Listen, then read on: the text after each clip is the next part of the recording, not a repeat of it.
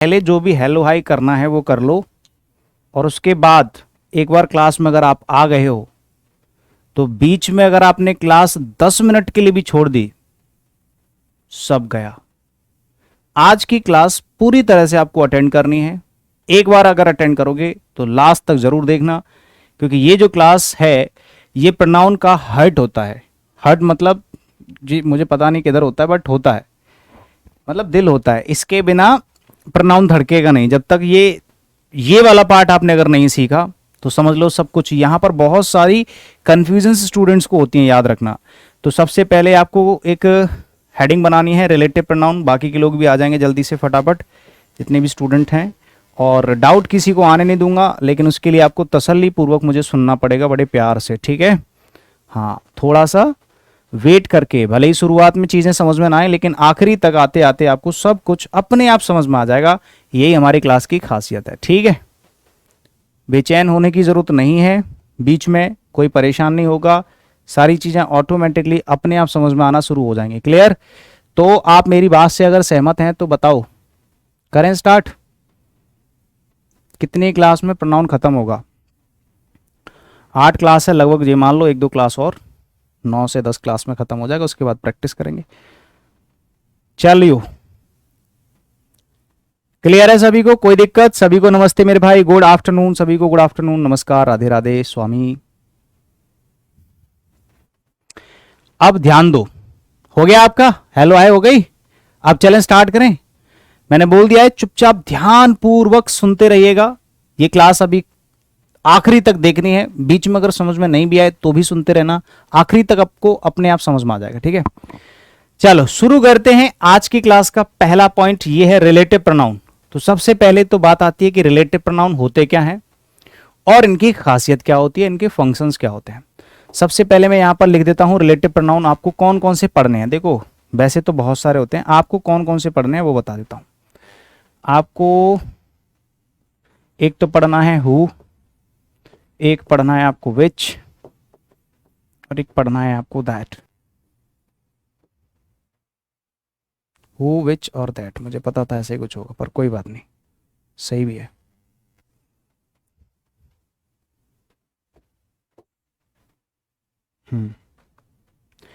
देखो हमारे 3 relative pronoun होते हैं। एक होता है हु, एक होता है विच, और एक होता है दैट। कुछ लोग कह रहे होंगे सर 3 तो नहीं होते। बिल्कुल सही बात है, 3 तो नहीं होते, होते तो इनसे ज़्यादा हैं, बट आपको पढ़ने 3 ही है, ठीक है। एक और होता है वॉट, यहाँ पर लिख लो, वॉट भी होता है, ठीक है। वैसे तो मैं यहाँ पर लिखा देता हूँ सारे के सारे।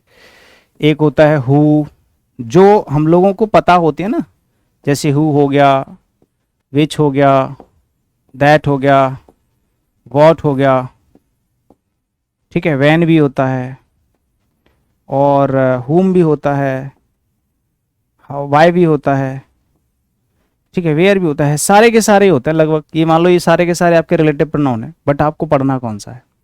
आपको सिर्फ यही 3 पढ़ने हैं, क्योंकि इन्हीं 3 में से हुज निकल के आएगा। इन्हीं 3, अभी हुज भी लिखना है इसमें। हुज लिखोगे तो हुज और हुम और हु, ये तो तीनों एक ही हैं।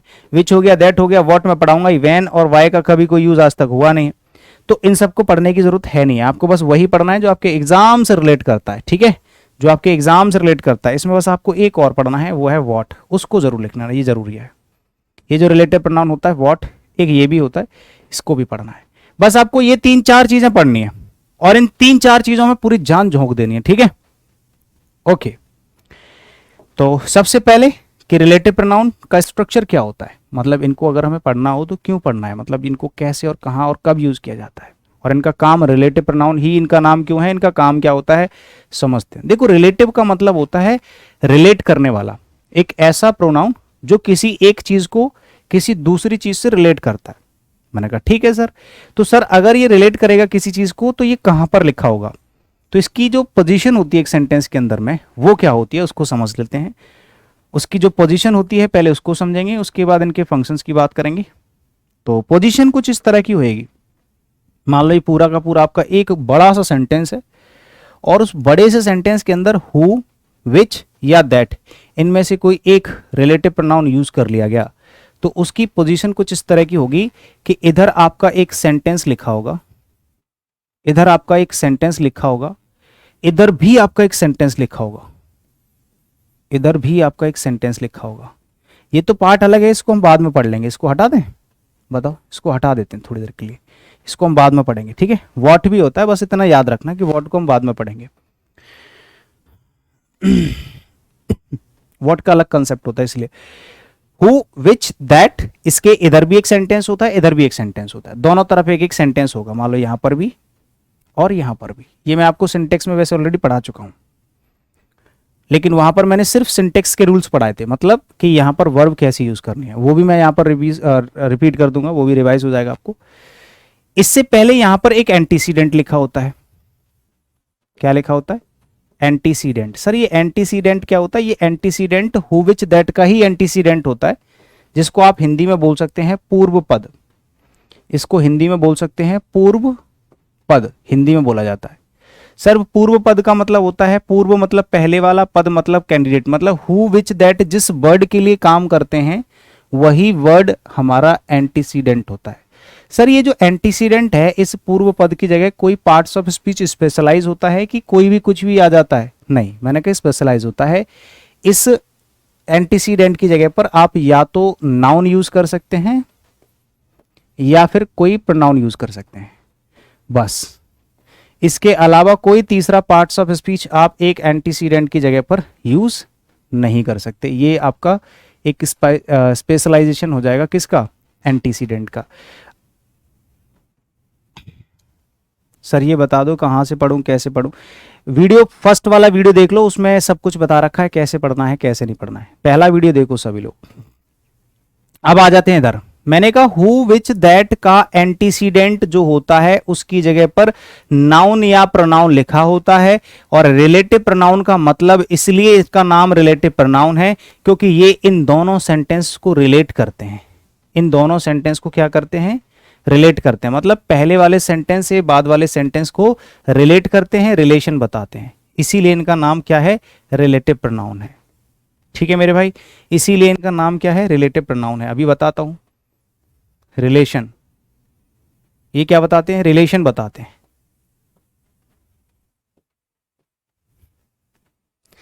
बस इतना लिख लो, रिलेशन। इन दोनों क्लॉजेस के बीच में जो रिलेशन बताने वाले वर्ड्स होते हैं उन्हीं को रिलेटिव प्रोनाउन कहा जाता है। अब मैंने क्या कहा कि सर आपने जो बताया था एक बार कि जो सेंटेंस होता है उसके अंदर वर्ब का होना कंपलसरी होता है, कि ये सच बात है? मैंने कहा बिल्कुल सच बात है। अच्छा तो सर क्या यहां पर भी वर्ब होगी? मैंने कहा बिल्कुल होगी। अच्छा सर क्या इस सेंटेंस के अंदर कोई प्रोनाउन भी हो सकता है? मैंने कहा क्यों नहीं होगा भैया, बिल्कुल होगा, असली बात तो यहां पर है।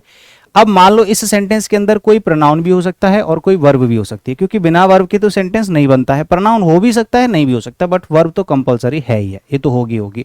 अभी जब मैं सेंटेंस बनाऊंगा ना तब आपको अच्छे से समझ में आ जाएगा। अच्छा अब एक और सवाल आ गया आप लोगों का। एक और सवाल क्या आ गया कि सर ये जो वर्ब है वो किसके अकॉर्डिंग आती है? वो मैंने आपको पहले बता ही दिया है कि एंटीसीडेंट के अकॉर्डिंग आती है। जैसे मान लो एंटीसीडेंट अगर आपका सिंगुलर है तो यहां पर ये जो वर्ब है ये भी सिंगुलर होगी, ठीक है। तो यहां पर जो वर्ब लिखी जाती है आने वाले सेंटेंस में, वर्ब इज यूज्ड, ये जो वर्ब है ये यूज की जाती है according to antecedent, according to the antecedent. ये चीज मैं ऑलरेडी बता चुका हूं, इसीलिए मैं थोड़ा सा स्पीड में चल रहा हूं, क्योंकि ये मैंने पहले ही सिंटेक्स टॉपिक के अंदर यानी कि सब्जेक्ट वर्ब एग्रीमेंट टॉपिक के अंदर बता रखी है, ठीक है। एक बार फिर से समझाऊंगा थोड़ी देर में। और यहां पर ये जो प्रोनाउन है ये भी प्रोनाउन, ये जो प्रोनाउन है ये भी एंटीसीडेंट के अकॉर्डिंग ही आता है, इतना ध्यान रखना। चाहे आगे सेंटेंस के अंदर प्रोनाउन लिखो या फिर आगे वर्ब लिखो, दोनों में से कुछ भी लिखोगे वो आप लोगों की एंटीसीडेंट के अकॉर्डिंग ही यूज की जाएगी। नहीं आया समझ में? एक बार मैं रिवाइज कर रहा हूं, अब ध्यान से सुनिएगा। अभी चीजें समझ में नहीं आएंगी, अभी तो चीजें मैं समझा रहा हूं, बाद में समझ में आएंगी धीरे धीरे। बस पेशेंस रखो, थोड़ा सा वेट करो। और कोई भी एक बार क्लास जिसने अटेंड कर लिया वो थोड़ा वेट करेगा, थोड़ी देर के लिए वेट करेगा, रुकेगा, लास्ट तक देखेगा, तभी कुछ समझ में आएगा।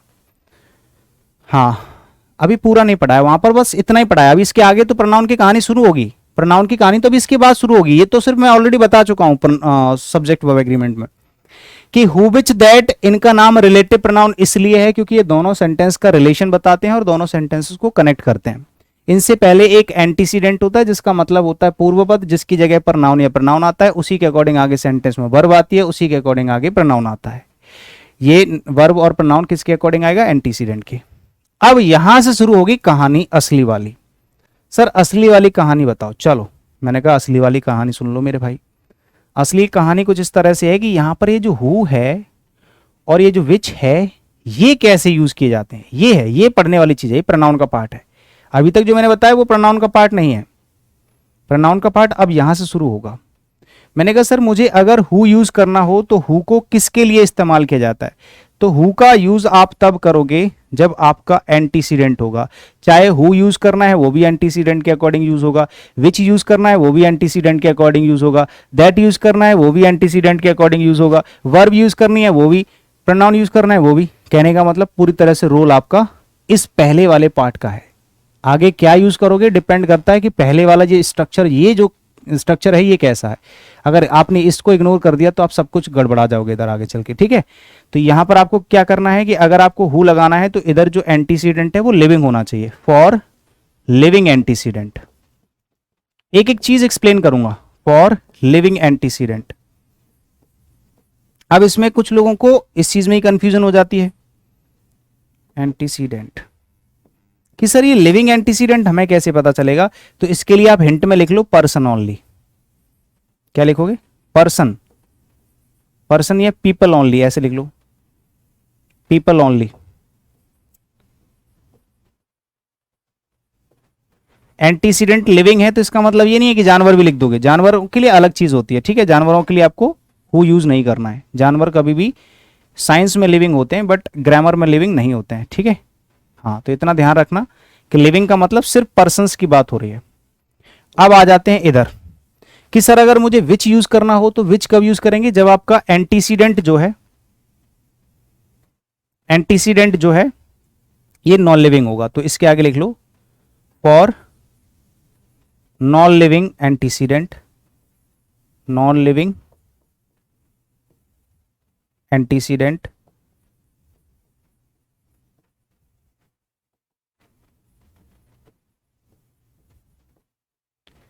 And animals. अगर आप विच यूज करना चाहते हैं तो विच किसके लिए यूज करोगे पता है ना? ये जो विच यूज करोगे किसके लिए यूज करोगे? ये आप यूज करोगे या तो नॉन लिविंग एंटीसीडेंट के लिए या फिर आपके एनिमल्स के लिए। अब आपको इस चीज में कंफ्यूजन हो जाएगी कि सर एनिमल्स तो लिविंग होते हैं। मैंने कहा लिविंग होते हैं बट इनके लिए आपको विच लगाना है। जनरली इनके भी एक्सेप्शंस होते हैं, ध्यान रखना, हर एक चीज के एक्सेप्शंस हैं। मैंने कहा सर अगर मुझे दैट लगाना हो तो दैट किसके लिए लगाते हैं? इसको आप दोनों के लिए यूज कर सकते हो, फॉर बोथ लिविंग और नॉन लिविंग। बट इसके लिए आपको ऊपर स्टार बनाना पड़ेगा। सर स्टार का क्या मतलब है? स्टार का मतलब है कंडीशंस अप्लाइड, कंडीशंस अप्लाइड मतलब कंडीशंस हैं, मर्जी कुछ नहीं है, मर्जी नहीं चलेगी। मर्जी नहीं चलेगी कि आप जो मर्जी है वो लगा दो, नहीं, मर्जी नहीं चलेगी, कंडीशंस सप्लाइड बस। अभी मैं आपको रिपीट कराऊंगा, टेंशन मत लेना। अभी मैं आपको रिवाइज भी कराऊंगा इसको दोबारा से, बट मैं चाहता हूं कि आपको हर एक चीज समझ में आए, ठीक है। एक बार मैं रिपीट कर रहा हूं, देखो ध्यान से सुनना एक बार फिर से। हु, विच और दैट, इनकी पोजीशन होती है किसी भी सेंटेंस के बीच में। देखो ये मैंने रख दिया हु, विच, दैट में से कोई एक प्रोनाउन, ठीक है भाई। हु, विच, दैट में से कुछ भी एक लगा दिया।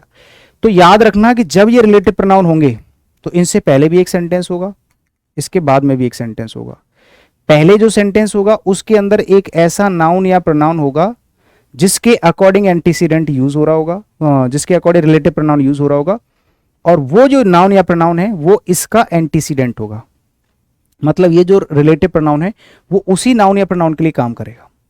फिर उसी नाउन या प्रोनाउन के हिसाब से आगे वाले सेंटेंस में जो भी इंफॉर्मेशन दोगे उसी नाउन या प्रोनाउन के हिसाब से दोगे। आगे वर्ब लगाओगे तो वो भी उसी के हिसाब से, आगे प्रोनाउन आएगा तो वो भी हिसाब से, उसी के हिसाब से। इवन ये रिलेटिव प्रोनाउन भी उसी एंटीसीडेंट के हिसाब से आएगा।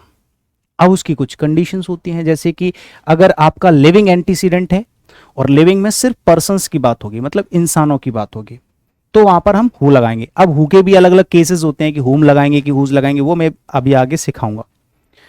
फिर आ जाते हैं विच कब लगाते हैं, जब आपका एंटीसीडेंट यानी कि यहां पर जो नाउन या प्रोनाउन है जिसके लिए विच यूज हो रहा है वो नॉन लिविंग होना चाहिए, तभी विच लगाओगे और उसी के हिसाब से आगे वर्ब लगाओगे। दैट कब लगा सकते हैं सर, दैट दोनों के लिए लगा सकते हैं।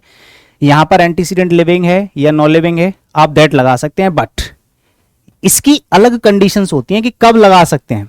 ऐसा नहीं है कि जब मर्जी आए तभी लगा दो, नहीं, इसकी अलग कंडीशंस होती हैं और यही सबसे ज्यादा इंपॉर्टेंट होता है। सबसे ज्यादा इंपॉर्टेंट भी यही होता है, दैट वाला पार्ट, क्योंकि जिसमें कंफ्यूजन्स ज्यादा है, जिसमें चीजें कॉमन है, वो ज्यादा कंफ्यूजन मतलब कंफ्यूजेबल होता है, वो ज्यादा परेशानी देता है। ठीक है, अच्छा तो अब सर हमें पढ़ना क्या है, अब आपको पढ़ना है कि ये सब तो आपको आता ही है, ये सब तो आपको आता है कि भैया वर्ब जो है वो आपका एंटीसीडेंट के हिसाब से आएगी, प्रोनाउन एंटीसीडेंट के हिसाब से आएगा, ये भी एंटीसीडेंट के हिसाब से आएगा। वर्ब और प्रोनाउन हम ऑलरेडी पढ़ चुके हैं सब्जेक्ट वर्ब एग्रीमेंट टॉपिक के अंदर, ठीक है, ये मैंने अच्छे से पढ़ा रखा है, सेम यही कॉन्सेप्ट। अब आपको पढ़ना है हु का केस कि सर मुझे हु का एक एग्जांपल देके समझाओ कि हु कैसे यूज होता है लिविंग के लिए, विच कैसे यूज होता है नॉन लिविंग के लिए, दैट कैसे दोनों के लिए यूज होता है। तो अब इनको हम एक एक करके पढ़ेंगे। अभी इसमें एक और बाकी है वॉट, वॉट भी है जिसको यहां पर आप लिखोगे, वॉट भी है, इसका अलग कॉन्सेप्ट होता है, ठीक है, इसको अलग से पढ़ेंगे। वॉट भी एक रिलेटिव प्रोनाउन होता है, इसको हम अलग से पढ़ेंगे, इसका अलग कॉन्सेप्ट है, ठीक है, इसको अलग पढ़ेंगे। तो बताओ किसी को यहां तक तो कोई समस्या है नहीं है, इसमें तो अभी मैंने कुछ बताया भी नहीं है, बस बताया है कि अब इसको अलग से पढ़ना है, इसको अलग से पढ़ना है, इसको अलग से पढ़ना है। तो कितने ऐसे मेरे प्यारे भाई बंधु हैं जो तैयार हैं कि सर अब हमें समझाओ, अब हम लोग पूरी तरह से तैयार हैं यहां तक के लिए, इसके बाद जो भी आप समझाओगे हम उनको पूरी तरह से समझेंगे। कितने लोग तैयार हैं फटाफट से बताओ, क्योंकि तैयार होना जरूरी है। बेमर्जी की अगर आप पढ़ाई करोगे तो फिर गड़बड़ हो जाएगा। मेरी मर्जी से पढ़ाई मत करो, अपनी मर्जी से पढ़ाई करो। जब तक आपकी मर्जी नहीं है तब तक पढ़ाई नहीं करनी है। बेमन से पढ़ाने का मतलब है कि सब रिजल्ट खराब हो जाएंगे। सब लोग बोलो कि हाँ सर हम तैयार हैं फटाफट से।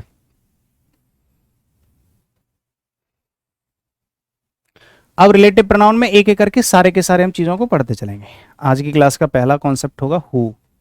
आपको हु के बारे में पूरी कहानी सुननी है, ठीक है। कॉन्सेप्ट क्या है अभी का, who.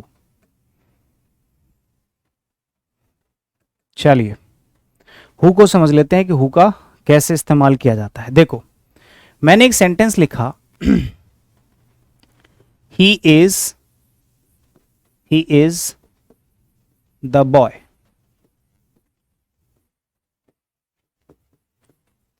Which is my friend. मान लो मैंने एक सेंटेंस लिख दिया, तो क्या आपको लग रहा है कि ये सेंटेंस सही होगा, बताना। इस सेंटेंस में मैं उन्हीं चीजों को हाईलाइट करूंगा जिनको मैं समझाना चाहता हूं। फटाफट से बताओ, पहले हु को समझ लेते हैं, फिर विच को समझेंगे, फिर दैट को समझेंगे। फटाफट फटाफट बताओ, पहले हु को समझ लेते हैं, जल्दी से बताओ।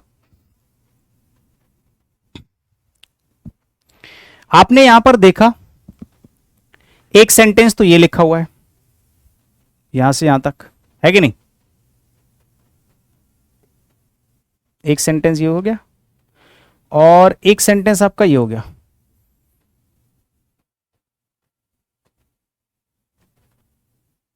ठीक है मेरे भाई। अब बीच में लगा हुआ है आपका विच, ये क्या है, ये है सर आपका रिलेटिव प्रोनाउन। अब आपको सारी की सारी चीजें मैच कर लेनी है जो मैंने अभी इसमें पहले सिखाया। क्या सिखाया कि वर्ब जो आएगी वो भी एंटीसीडेंट के हिसाब से, प्रोनाउन आएगा वो भी एंटीसीडेंट के हिसाब से, इवन रिलेटिव प्रोनाउन भी एंटीसीडेंट के हिसाब से आएगा। अब आपको ढूंढना है एंटीसीडेंट। तो जनरली जो एंटीसीडेंट होता है रिलेटिव प्रोनाउन का, वो जस्ट पहले वाला नाउन होता है, यानी कि बॉय। और बॉय जो है ये आपका एक लिविंग नाउन है। कैसा है, लिविंग नाउन है, और वो भी पर्सन है, लिविंग है। आगे यहां पर जो वर्ब है ये भी किसके अकॉर्डिंग आएगी भाई, ये भी इसी के अकॉर्डिंग आएगी, है कि नहीं। लड़का एक है, सिंगुलर वर्ब है, ठीक है। प्रोनाउन आगे है नहीं है, वो हो भी सकता है नहीं भी हो सकता, कोई बात नहीं है। लेकिन हमें पता चल गया कि यहां पर विच नहीं आना चाहिए। क्यों, क्योंकि लिविंग के लिए तो क्या लगाते हैं भैया, लिविंग के लिए हम लोग हु लगाते हैं। क्या लगाते हैं, हु लगाते हैं, ठीक है। मान लो ठीक है, अच्छी बात है। एक और सेंटेंस मैंने लिख दिया, मैंने कहा it is I it is I, it is I, that is your teacher. मान लो मैंने एक सेंटेंस ऐसे लिख दिया, it is I that is your teacher, तो आपको क्या लगता है ये सेंटेंस सही है कि गलत है? बताना फटाफट से, जल्दी बताओ, क्या ये सेंटेंस सही है कि गलत है? भैया सिंपल सी बात है, यहां पर भी फिर से वही चीज देखो जरा, फिर से वही चीज, एक सेंटेंस ये रहा, ठीक है, एक सेंटेंस ये रहा, एक सेंटेंस ये रहा, दो सेंटेंस हो गए, बीच में क्या है? दैट, बीच में क्या आ गया? दैट आ गया। ये क्या है? Relative pronoun, relative pronoun plus conjunction, relative pronoun plus conjunction दोनों होते हैं, रिलेटिव प्रोनाउन कंजंक्शन भी होता है, यहां पर लिख लेना भाई, रिलेटिव प्रोनाउन जितने भी होते हैं ये कंजंक्शन भी होते हैं। आपको ये पता नहीं है क्या? ये आपके रिलेटिव प्रोनाउन भी होते हैं, साथ के साथ कंजंक्शन भी होते हैं, दो सेंटेंसेस को कनेक्ट भी करते हैं। तो वही काम कर रहे हैं, ये कनेक्ट भी कर रहा है दो सेंटेंसेस को और रिलेट भी कर रहा है। तो यहां पर जो वर्ब है, वर्ब ये आई के हिसाब से आनी चाहिए, क्योंकि एंटीसीडेंट तो यही है भाई। एंटीसीडेंट क्या है? एंटीसीडेंट क्या है हमारा? आई है। यहां पर एंटीसीडेंट क्या है हमारा? द बॉय है कि नहीं? तो उसी के हिसाब से आगे वर्ब आएगी। आई के हिसाब से कभी भी क्या आता है? इज आ सकता है क्या? नहीं आ सकता। तो आपको यहां पर क्या करना चाहिए? एम करना चाहिए। क्या करना चाहिए? एम करना चाहिए। ठीक है। दूसरी चीज इसमें यहां पर ये जो लिविंग है क्या है? यहां पर आप दैट मत करो, आप यहां पर दैट की जगह विच कर लो, जिससे आप अभी रिलेट तब भी कर पाओगे। दैट की अलग अलग कंडीशन होती है, तो वहां पर कंफ्यूज भी हो सकते हो। ठीक है, आप विच कर लो।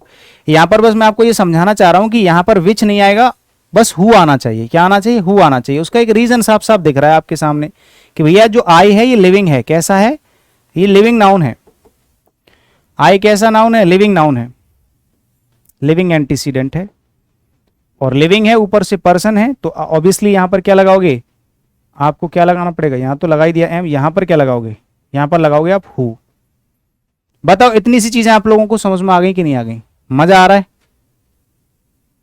ठीक है, इसमें तो किसी को कोई दिक्कत है नहीं है। अब आपको तकलीफ कहां हो सकती है वो मैं आपको सिखाऊंगा। तकलीफ कहां हो सकती है, आपको प्रॉब्लम होगी कहां, वो उस वाले पॉइंट पे डिस्कस कर लेते हैं।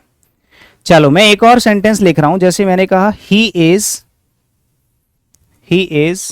या फिर ऐसे लिख दिया मैंने सलमान खान, या मैंने लिख दिया Virat Kohli is the player who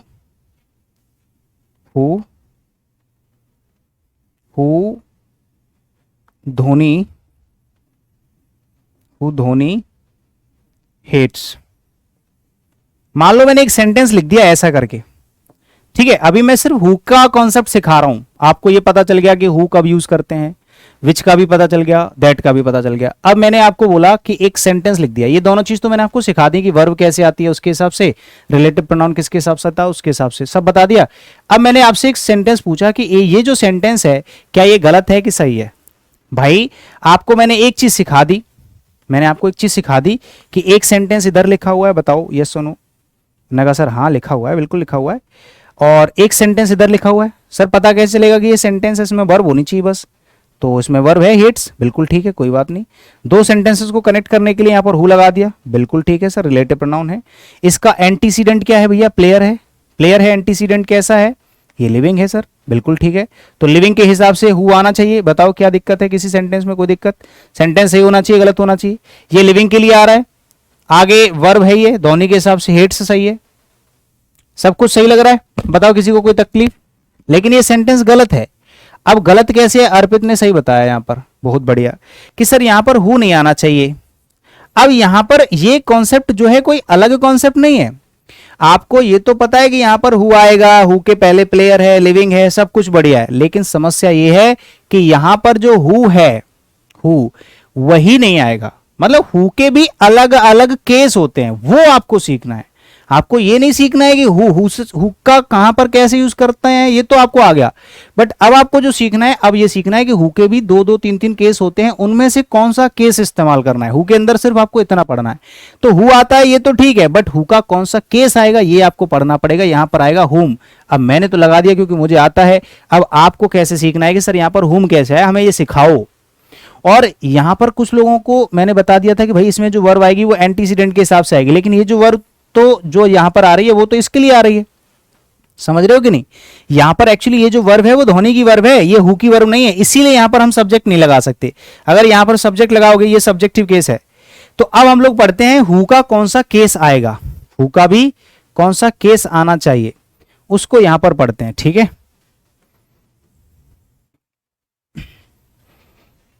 who का हु यूज होगा ये जरूरी नहीं है, ये तो सबको पता चल गया कि हु कहां पर यूज होता है। बट हु में से हु का कौन सा केस यूज होगा ये आपको सीखना है। ठीक है, तसल्ली रखोगे सब कुछ समझ में आएगा।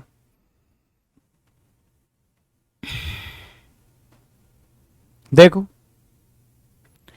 हु के तीन केस होते हैं, कौन कौन से भैया? तीनों केस मैं यहां पर लिख देता हूं। हु के तीन केस होते हैं। एक तो हु का सब्जेक्टिव केस हु होता है, ऑब्जेक्टिव केस हुम होता है, और पॉजेसिव केस हुज होता है। ठीक है भाई, कौन कौन से केस होते हैं? ये आपका सब्जेक्टिव केस होता है, ये आपका ऑब्जेक्टिव केस होता है,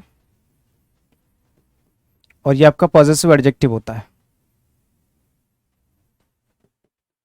पॉजेसिव एडजेक्टिव जो अधिकार दिखाता है। ठीक है, इसका अलग कॉन्सेप्ट होता है, इसका अलग कॉन्सेप्ट होता है, इन दोनों का।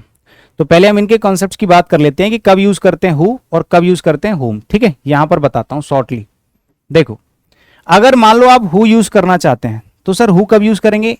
मान लो ये सब्जेक्ट है, इसके पहले एक सेंटेंस लिखा हुआ है, ऑब्वियसली लिखा होगा भाई, इससे पहले एक सेंटेंस लिखा होगा, बीच में आपको हु लगाना है, उसके बाद एक सेंटेंस लिखना है। तो हु जो है अगर सब्जेक्ट है तो इसके बाद में यहां पर क्या लिखा होना चाहिए? यहां पर आपकी वर्ब लिखी होनी चाहिए। अगर इसके जस्ट बगल में वर्ब है और उसके बाद ऑब्जेक्ट है, ठीक है भाई, दो सेंटेंसेस को कनेक्ट करता है। जरा ध्यान से सुनिएगा। मान लो मैंने कहा कि यहां पर मुझे हु यूज करना है, तो इसके पहले भी एक सेंटेंस होगा, बाद में भी एक सेंटेंस होगा। तो बीच में जो हु है उसका कौन सा केस आएगा ये डिपेंड करता है बाद वाले सेंटेंस पे। हु का कौन सा केस यहां पर यूज होगा डिपेंड करता है बाद वाले सेंटेंस पे। इस सेंटेंस के अंदर जिस चीज की कमी होगी, जिस चीज की कमी होगी उस कमी को पूरा करता है आपका रिलेटिव प्रोनाउन। इसका नाम ही रिलेटिव प्रोनाउन है। ये बिचौलिया है, मझिया जिसको कहते हैं, मीडिएटर है। इसमें जिस चीज की कमी है, मान लो इसमें किस चीज की कमी है? इसमें ऑब्जेक्ट दे रखा है, ठीक है, क्लियर है। इसमें वर्ब दे रखी है, क्लियर है। इसमें सब्जेक्ट की कमी है। इसके अंदर किसकी कमी है मेरे भाई? सब्जेक्ट की कमी है। तो जब सब्जेक्ट की कमी होगी तो हमें यहां पर सब्जेक्टिव केस लिखना है। मैंने कहा भाई यहां पर हु आएगा, बिल्कुल ठीक है। अगर मान लो मुझे यहां पर हुम यूज करना है, क्या यूज करना है मेरे प्यारे? हुम यूज करना है। तो ये जो हुम है ये क्या है? हुम क्या है? ये आपका ऑब्जेक्ट है। सर अगर ये ऑब्जेक्ट है तो यहां पर सेंटेंस का स्ट्रक्चर ऐसे होगा, जैसे मान लो इसके जस्ट बगल में सब्जेक्ट है और सब्जेक्ट होगा तो उसकी वर्ब भी होगी। अब इसमें किस चीज की कमी है बताओ? आगे वाले सेंटेंस में जिस चीज की कमी होगी उस कमी को पूरा करेगा आपका रिलेटिव प्रोनाउन। समझ गए रिलेटिव प्रोनाउन का यूज क्या होता है? रिलेटिव प्रोनाउन का बस यही यूज होता है कि जिस चीज की कमी आने वाले सेंटेंस में है उस कमी को करेगा पूरा। देखो जरा एक बार मैं रिपीट कर देता हूं। मैंने कहा यहां पर हु आएगा या हुम आएगा, कैसे डिसाइड करेंगे? इसके बगल में चेक करो, इसके बगल वाला जो सेंटेंस है उसमें चेक करो। अगर वर्ब दे रखी है, ऑब्जेक्ट भी दे रखा है, तो ये जो ऑब्जेक्ट है वो किसका ऑब्जेक्ट है? वर्ब का ऑब्जेक्ट है। तो भाई ऑब्वियसली वर्ब का सब्जेक्ट हमें चाहिए। अगर वर्ब दे रखी है, वर्ब से पहले और कोई वर्ड नहीं है, सिर्फ रिलेटिव प्रोनाउन है और उस वर्ब का एक ऑब्जेक्ट दे रखा है, तो हमें उस सेंटेंस में सब्जेक्ट की जरूरत है। जब सेंटेंस में जरूरत है, सब्जेक्ट की जरूरत है, की जरूरत, किस चीज की जरूरत है? जिस चीज की जरूरत है उसी को पूरा करेगा आपका रिलेटिव प्रोनाउन।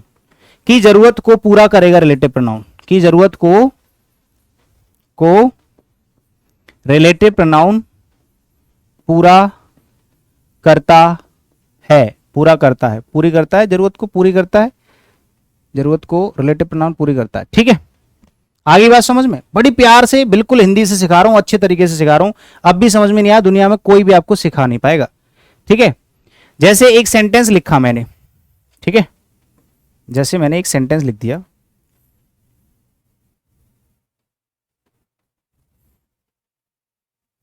यहां पर मैंने सेंटेंस लिख दिया है, ठीक है, हिंट में सेंटेंस 1, सेंटेंस 1, ये सेंटेंस 1, ये सेंटेंस 2, सेंटेंस 1, सेंटेंस 2।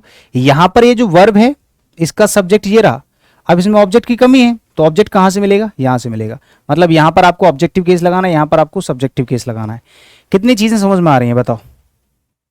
अगर यहां तक चीजें क्लियर हैं तो आगे समझ में आएगा, और नहीं भी आएगा तो भी समझ में आएगा। टेंशन, समझाने की गारंटी मेरी है, समझाने की टेंशन छोड़ दो, समझ में तो आना ही आना है, वो तो आएगा ही, आज नहीं तो कल, अभी नहीं तो थोड़ी देर में। जैसे मैंने एक सेंटेंस लिखा, मनोज, मैंने एक सेंटेंस लिखा, ध्यान से सुनना, मनोज इज द बॉय, जगह कम पड़ रही है, अगर जगह कम पड़ रही हो तो क्या करना चाहिए बताओ? बॉक्स बना लेना चाहिए, जिससे जगह यहां पर फिक्स हो जाएगी, बाहर नहीं जाओगे। चलो एग्जाम्पल देखते हैं, एग्जाम्पल देखते हैं, ये हु वाले एग्जाम्पल हैं सिर्फ, ठीक है। मैंने एक सेंटेंस लिखा,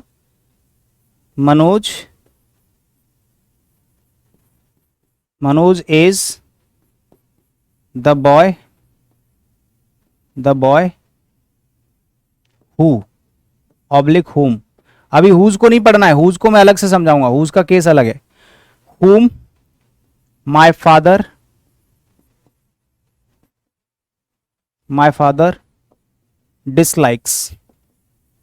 चलो हो जाओ शुरू फटाफट सभी लोग, चलो भाई शुरू हो जाओ। यहां पर मुझे बताओ कि हु और हुम में से क्या लगाना पसंद करोगे? हु और हुम में से क्या लगाना पसंद करोगे बताओ? Manoj is the boy, Manoj वही लड़का है, हालांकि देखो लड़का है तो लिविंग तो है ही है। अब हु आना है, दैट तो आएगा नहीं, विच तो आएगा नहीं, लड़का लिविंग है, ठीक है मेरे भाई लिविंग है, कोई बात नहीं। बट प्रॉब्लम यहां लिविंग की और नॉन लिविंग की नहीं है, प्रॉब्लम है कि हु जो लिविंग के लिए आ रहा है उसका भी कौन सा केस आएगा, ये डिपेंड करता है बाद वाला सेंटेंस। यहां पर ये जो सेंटेंस लिखा है इस पर डिपेंड करता है। इस सेंटेंस में सब्जेक्ट तो ये हो गया भाई, और ये हो गई आपकी वर्ब।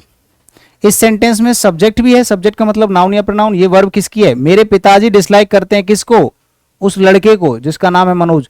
मनोज वही लड़का है जिसको मेरे पिताजी डिसलाइक करते हैं, मतलब इसमें सब्जेक्ट भी है वर्ब भी है। इस वर्ब का सब्जेक्ट ये रहा, बट इस वर्ब का ऑब्जेक्ट नहीं है। यहां पर इसमें कमी है, किसकी? ऑब्जेक्ट की कमी है। ऑब्जेक्ट कहां है मेरे भाई? नहीं है। तो ऑब्जेक्ट कहां से मिलेगा? यहां से। मतलब यहां पर हुम आना चाहिए, हु नहीं आना चाहिए। आगे बात समझ में? अगर यही सेंटेंस ऐसे लिखा होता, अगर यही सेंटेंस ऐसे लिखा होता, Manoj is the boy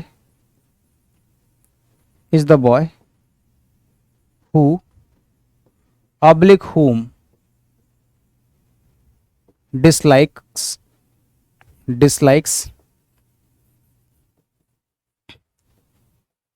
my father. तो जो भी नाउन या प्रोनाउन वर्ब के पहले लिखा होता है वो तो उस वर्ब का सब्जेक्ट होता है, और जो भी नाउन या प्रोनाउन वर्ब के बाद लिखा होता है वो उस वर्ब का ऑब्जेक्ट होता है। जैसे मैंने कहा कि डिसलाइक्स जो है उसके बाद माय फादर है, तो डिसलाइक्स के बाद माय फादर है, यानी कि ये क्या है? ये आपकी वर्ब है। ये क्या है? वर्ब है। वर्ब के बाद में क्या लिखा होता है? ऑब्जेक्ट। तो ऑब्जेक्ट तो दिया है सेंटेंस के अंदर, बट इस वर्ब से पहले क्या होता है? सब्जेक्ट होता है, और सब्जेक्ट इसमें दे नहीं रखा है। सब्जेक्ट अगर इसमें नहीं दे रखा है तो सब्जेक्ट कहां से मिलेगा? सब्जेक्ट रिलेटिव प्रोनाउन से मिलेगा, तो यहां पर हुम नहीं आएगा। अगर आज भी क्लियर नहीं हुआ कि हु और हुम में से क्या लगाओगे, तो फिर दुनिया में कोई भी आपको नहीं सिखा सकता। इतना तो भाई मुझे यकीन सा हो गया है अब कि अगर मेरी चीजें आज भी आपको समझ में नहीं आई तो फिर ये वाला कॉन्सेप्ट आपको पूरी दुनिया में कोई नहीं सिखा सकता। आगे बात समझ में? एक बार फिर से रिवाइज कराऊंगा। रिलेटिव प्रोनाउन लगाना है आपको तीनों में से एक, हु विच दैट में से। तो आप ये तो पहचान लोगे कि हु विच दैट में से, हु विच दैट को भी छोड़ दो, सिर्फ हु और विच में से बताओ कौन सा आएगा। तो उसका एंटीसीडेंट चेक करना, अगर लिविंग है तो हु, नॉन लिविंग है तो विच। दो पहचाने। दैट अभी हम आगे पढ़ेंगे, दैट अभी आगे पढ़ेंगे, ठीक है। उसके बाद अब आपने हु पहचान लिया, अब आते हैं हु के भी तीन केस होते हैं, हु, हुम, हुज। उसमें से भी हुज को हटा दो, सिर्फ हु और हुम में से बात करते हैं। इन दोनों में से कौन सा कब आता है ये डिपेंड करता है। मान लो मैंने कहा कि हु आएगा, लिविंग है, ठीक है, मान लिया। अब हु के भी 3 केस होते हैं, उनमें से कौन सा आएगा, उसमें से भी एक को हटा दो। अभी दैट को हटा दिया, ऐसे हुज को हटा दो, बस हु और हुम में से बताओ। जितना समझाऊं उतना समझो।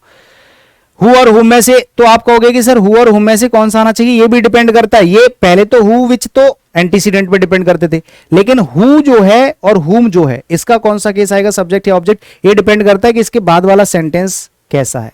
इस सेंटेंस में किस चीज की कमी है, ध्यान दे रहे हो, इस सेंटेंस में किस चीज की कमी है, जिस चीज की कमी है उसको पूरा करेगा आपका रिलेटिव प्रोनाउन।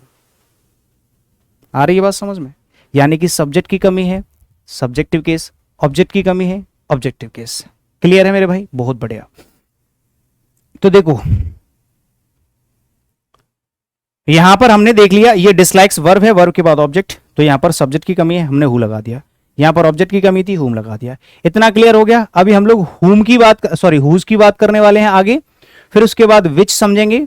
ठीक है, अब हुज कब यूज करते हैं, और इसमें से भी एक एडवांस लेवल का पॉइंट होता है जो आपको कंफ्यूज कर सकता है, उसको भी समझेंगे, अभी उसको भी समझेंगे। ठीक है, आ जाओ। मैं यहां पर एक और कंफ्यूजेबल क्वेश्चन आपको दूंगा। ठीक है, चलो इतना सीख गए आप, हु और हुम में से क्या लगाओगे। तो मैं आपको एक सेंटेंस देता हूं, आपको परखने की जिम्मेदारी मेरी है। जैसे मैंने एक सेंटेंस लिख दिया, मैंने एक सेंटेंस लिखा,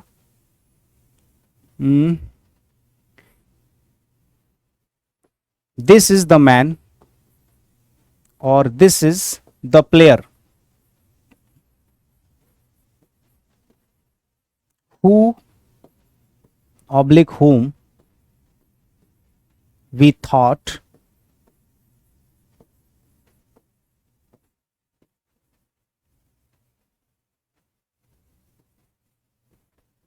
won a prize।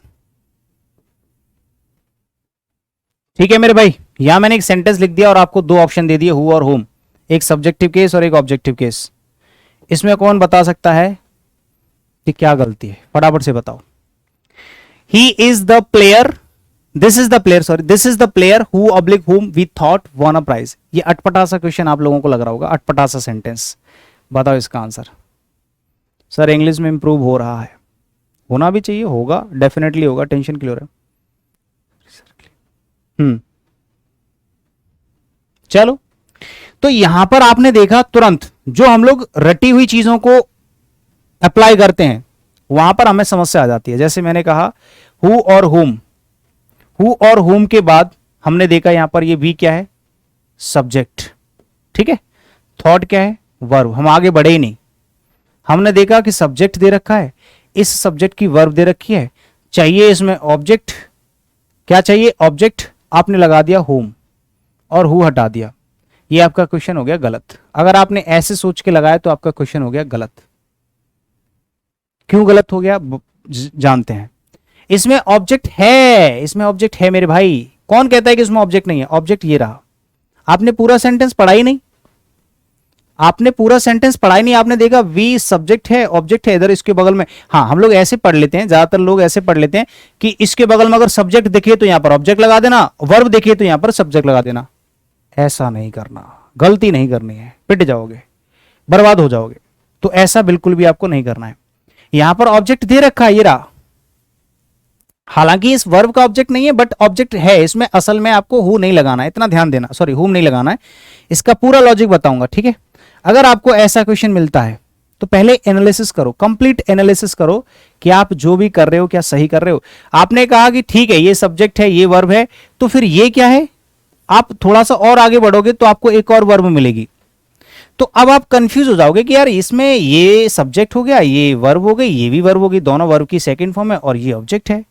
ठीक है भाई, ये ऑब्जेक्ट है। अब यहां पर हम समझते हैं कि इस पूरे सेंटेंस में सब्जेक्ट भी है, वर्ब भी है, ऑब्जेक्ट भी है, सब कुछ है, लेकिन इसमें एक चीज है, एक चीज एक्स्ट्रा है, वो है वर्ब। यहां पर भी वर्ब है, यहां पर भी वर्ब है, मतलब दो दो वर्ब दे रखे हैं। तो जब किसी सेंटेंस के अंदर दो वर्ब होती है, in case of to verbs, in case of to verbs, जब सेंटेंस में दो दो मेन वर्ब्स दे रखी हो तब क्या करोगे। उस सिचुएशन में आपको यह पता करना पड़ेगा कि इसमें से कौन सी वर्ब का सब्जेक्ट कौन सा है और जब सेंटेंस में वर्ब होगी तो उसका सब्जेक्ट भी होना चाहिए। जैसे हमने कहा ये जो थॉट है, ये एक्चुअली ये जो वर्ब है इसका सब्जेक्ट कहाँ है, तो आपने कहा कि सर इसका सब्जेक्ट तो वी हो गया। तो मैंने कहा ये वॉन जो वर्ब है इसका सब्जेक्ट कहाँ है, इसमें तो मिल नहीं रहा, क्योंकि ये वॉन का ऑब्जेक्ट तो है, और ये जो सब्जेक्ट प्लस वर्ब है इसके बाद में ये कॉमा लगा होता है। मैं आपको और बता दूं, जब आपके एग्जाम में पूछा, ये एक्चुअल क्वेश्चन पूछा गया है, मैं ऐसा नहीं लिख दिया अपनी तरफ से, ये पूछा गया क्वेश्चन इसलिए बता रहा हूं repeatedly, same to same ditto question.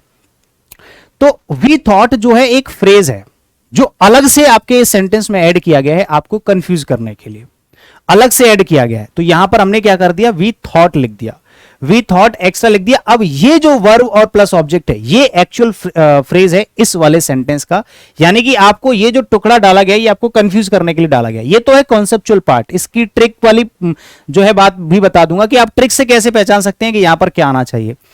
तो इस वाली वर्ब का जो ऑब्जेक्ट सब्जेक्ट है वो हमें ढूंढना है। इस वाली वर्ब का सब्जेक्ट हमें रिलेटिव प्रोनाउन से मिलेगा। इसमें वर्ब भी है, ऑब्जेक्टिव है, बट इस सेंटेंस के अंदर एक्चुअली सब्जेक्ट मिसिंग है। कौन सी वर्ब का, इस वॉन का। भाई वॉन को कौन मतलब जो इस प्राइज को कौन जीता है, तो सब्जेक्ट मिसिंग है इसमें, मतलब सब्जेक्ट आपको ऐड करना है ना कि ऑब्जेक्ट ऐड करना। तो इस तरह का जब सेंटेंस आपको नजर आएगा तो यहां पर आपको हुम नहीं लगाना है, यहां पर आपको क्या लगाना है मेरे भाई, हु लगाना है। समझ गए मेरी बात कि ये जो वॉन है वर्ब, इसका सब्जेक्टिव पार्ट आपको यहां से ढूंढ के लगाना पड़ेगा। आगे बात समझ में सभी को, बहुत बढ़िया। अब आते हैं ऐसा ही एक और सवाल और इसकी ट्रिक की तरफ कि सर इसको स्पीड, कोई ऐसा कोई पॉइंट बता दो जिससे हम तुरंत पहचान लें कि यहां पर ऐसा अगर कोई क्वेश्चन आता है तो तुरंत पहचान लें कि इसमें सब्जेक्टिव केस आएगा या ऑब्जेक्टिव। ऐसे क्वेश्चन जनरली कुछ वर्ब्स पे डिपेंड करते हैं। ये जो कॉन्सेप्ट है ये तो हमेशा ही काम करता है, ऑलवेज ये कॉन्सेप्ट हमेशा काम करेगा, लेकिन यहां पर मैं एक स्पीड ट्रिक भी बता देता हूं इस तरह के क्वेश्चंस के लिए जिसको आप तुरंत पहचान सकते हैं। स्पीड ट्रिक ये अच्छे से काम करती है, लेकिन 99% तक काम करती है, ठीक है, 99% तक काम करेगी स्पीड ट्रिक। ये क्या है, यहां पर आपको कुछ वर्ब्स याद रखने हैं। जैसे एक वर्ब होती है से, जिसकी पास्ट फॉर्म होती है सैड। एक होती है थिंक, जिसकी पास्ट फॉर्म होती है थॉट, थिंक और थॉट, ठीक है, और एक होती है नो। ये 5 वर्ब्स याद रखनी है आपको। इनमें से कोई भी एक वर्ब जब आपको सेंटेंस के अंदर दिखाई दे जाए इस तरह के सेंटेंस के अंदर, तो आपको ध्यान रखना है कि इससे पहले यहां पर आप क्या लगाओगे, हु लगाओगे बस। ऐसे क्वेश्चन मैंने भी कई सारी बुक्स में, कई सारे प्रैक्टिस सेशंस में कराए स्टूडेंट्स को और आराम से सही हुए 100% की एक्यूरेसी के साथ अभी तक। लेकिन फिर भी हम इस पे पूरी तरह से डिपेंड नहीं हो सकते, क्योंकि इनके अलावा कोई और वर्ब आ गई तब क्या करोगे। लेकिन जनरली इन्हीं 4-5 वर्ब से ज्यादातर ऐसे क्वेश्चन पूछे गए हैं अभी तक, और इसके लिए ये ट्रिक एकदम रामबाण साबित हुई है। मतलब अगर आपको आगने वाले सेंटेंस में से, सैड, थिंक, थॉट या नो, इन 5 वर्ब में से कोई भी एक वर्ब नजर आ रही है तो आप यहां पर एक काम कर दोगे, हुम नहीं लगाओगे, यहां पर हु लगाओगे। ये स्पीड ट्रिक काम करेगी जिससे आप 5 सेकंड के अंदर, 10 सेकंड के अंदर आराम से क्वेश्चन का आंसर कर सकते हो और आगे बढ़ सकते हो, ठीक है।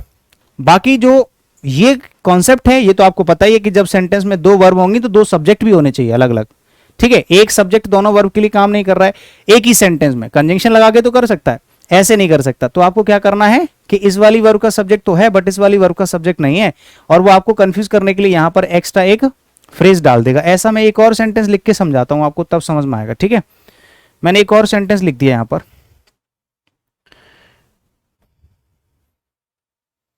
मैं यहां पर एक और एग्जांपल लिख देता हूं जिससे आपको अच्छे से क्लियर हो जाएगा, ठीक है।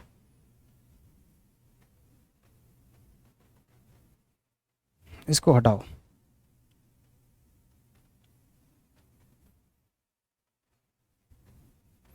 यहां पर लिख लो इन केस ऑफ 2 वर्ब्स।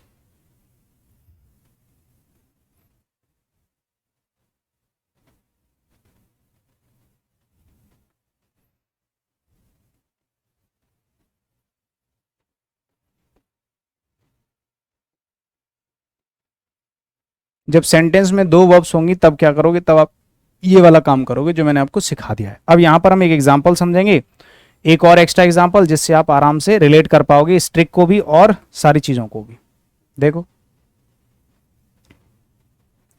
मैंने एक सेंटेंस लिखा, ही is the painter, he is the painter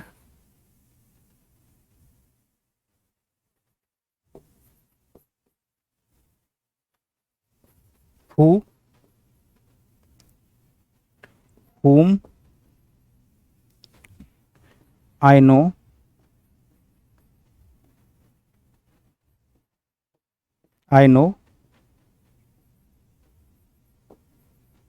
paints well। बताओ, यहां मैंने एक सेंटेंस लिख दिया, ठीक है, और दो ऑप्शन आपको दे दिए कि भैया हु और हुम में से बताओ क्या लगाओगे। ठीक है, ही is the painter, painter, he is the painter, ये वही पेंटर है जिसको मैं जानता हूं, पेंट्स वेल, अच्छा पेंट करता है, ये वही पेंटर है जिसको मैं जानता हूं अच्छा पेंट करता है, मतलब बढ़िया से पेंट करता है। तो यहां पर आपने देखा कि ये सेंटेंस हो गया एक, इसके बाद रिलेटिव प्रोनाउन आ गया, हु और हुम में से कुछ एक लगाना है क्योंकि पेंटर लिविंग होता है। उसके बाद यहां एक सेंटेंस लिख दिया आई नो, क्या लिख दिया, आई नो, और इसके बाद एक और। तो यहां पर आपने देखा इसके तुरंत बाद भैया क्या लिखा हुआ है, सर ने सिखाया था क्या कि इसके बाद अगर सब्जेक्ट है और आगे वर्ब है तो इधर ऑब्जेक्ट लगा देना। ऐसा नहीं करना, यहां पर ऑब्जेक्ट नहीं आएगा। क्यों? क्योंकि इसमें ये जो नो वर्ब है, ये वाली वर्ब, एक वर्ब तो ये रही, और इसमें एक और वर्ब है, ये भी पेंट्स, पेंट्स ये भी वर्ब है, समझ गए। तो ये जो वर्ब है इसका सब्जेक्ट कहां है और ये वाली वर्ब है इसका सब्जेक्ट कहां है, इसका सब्जेक्ट तो ये रहा आई, बट इसका सब्जेक्ट कहां से मिलेगा, तो इसका सब्जेक्ट आपको यहां से मिलेगा। इस सेंटेंस के अंदर सब्जेक्ट मिसिंग है मेरे भाई, सब्जेक्ट मिसिंग है इस सेंटेंस के अंदर। और सब्जेक्ट कहां से, जिस चीज की जरूरत पड़ती है, जिस चीज की कमी होती है उसको पूरा करता है हमारा रिलेटिव प्रोनाउन, यानी कि हु। तो यहां पर आपको हु लगाना पड़ेगा, हु पेंट्स वेल। ये तो एक्स्ट्रा आपको कंफ्यूज करने के लिए डाल दिया, और स्पीड ट्रिक भी इसमें काम कर रही है। नो आ गया तो आपने क्या लगा दिया, हु लगा दिया। तो उम्मीद है कि आपको यह भी समझ में आ गया होगा कि हु और हुम में से कौन सा कब लगाते हैं। क्लियर है सभी को, हु और हुम में से क्या लगाते हैं। अब आ जाते हैं हु और हुम, तो आपके समझ में आ गया। अब आते हैं हुज। हुज का क्या पार्ट होता है, हुज कि सर अगर हमें हुज यूज करना हो तो उसको कब यूज करते हैं। ये बहुत सिंपल है भैया, हुज कब यूज किया जाता है, बहुत सिंपल है। हुज का यूज किया जाता है अधिकार के लिए, ठीक है, ये है आपका पॉजेसिव एडजेक्टिव। क्या है ये, पॉजेसिव एडजेक्टिव है, और पॉजेसिव एडजेक्टिव का यूज किया जाता है अधिकार बताने के लिए, अधिकार बताने के लिए। अधिकार बता सकते हो या संबंध बता सकते हो। इतना बड़ा बड़ा क्यों लिख रहा हूं मैं। हुज, हुज को यूज कब करोगे, हुज को यूज करोगे किसके लिए भैया, ये पॉजेसिव एडजेक्टिव है जिसको रिलेशन, रिलेशन के लिए या फिर पोजीशन के लिए, रिलेशन के लिए या फिर पोजीशन के लिए हम लोग इस्तेमाल करते हैं। ठीक है, अधिकार बताने के लिए या संबंध बताने के लिए या दोनों बताने के लिए, संबंध, संबंध और अधिकार। सर किसका अधिकार और किस पर अधिकार, ये समझ में नहीं आ रहा। तो इसके बाद में एक नाउन लिखा होगा और इससे पहले भी एक नाउन लिखा होगा, नाउन या प्रोनाउन। ठीक है, जो भी एंटीसीडेंट होगा, इस एंटीसीडेंट का अधिकार होगा इस वाले नाउन या प्रोनाउन पे। ठीक है, इस नाउन पर अधिकार होता है। जैसे मैंने एक सेंटेंस लिखा, सेंटेंस से अच्छे से समझ में आ जाएगा। जैसे मैंने एक एग्जांपल लिखा, she is the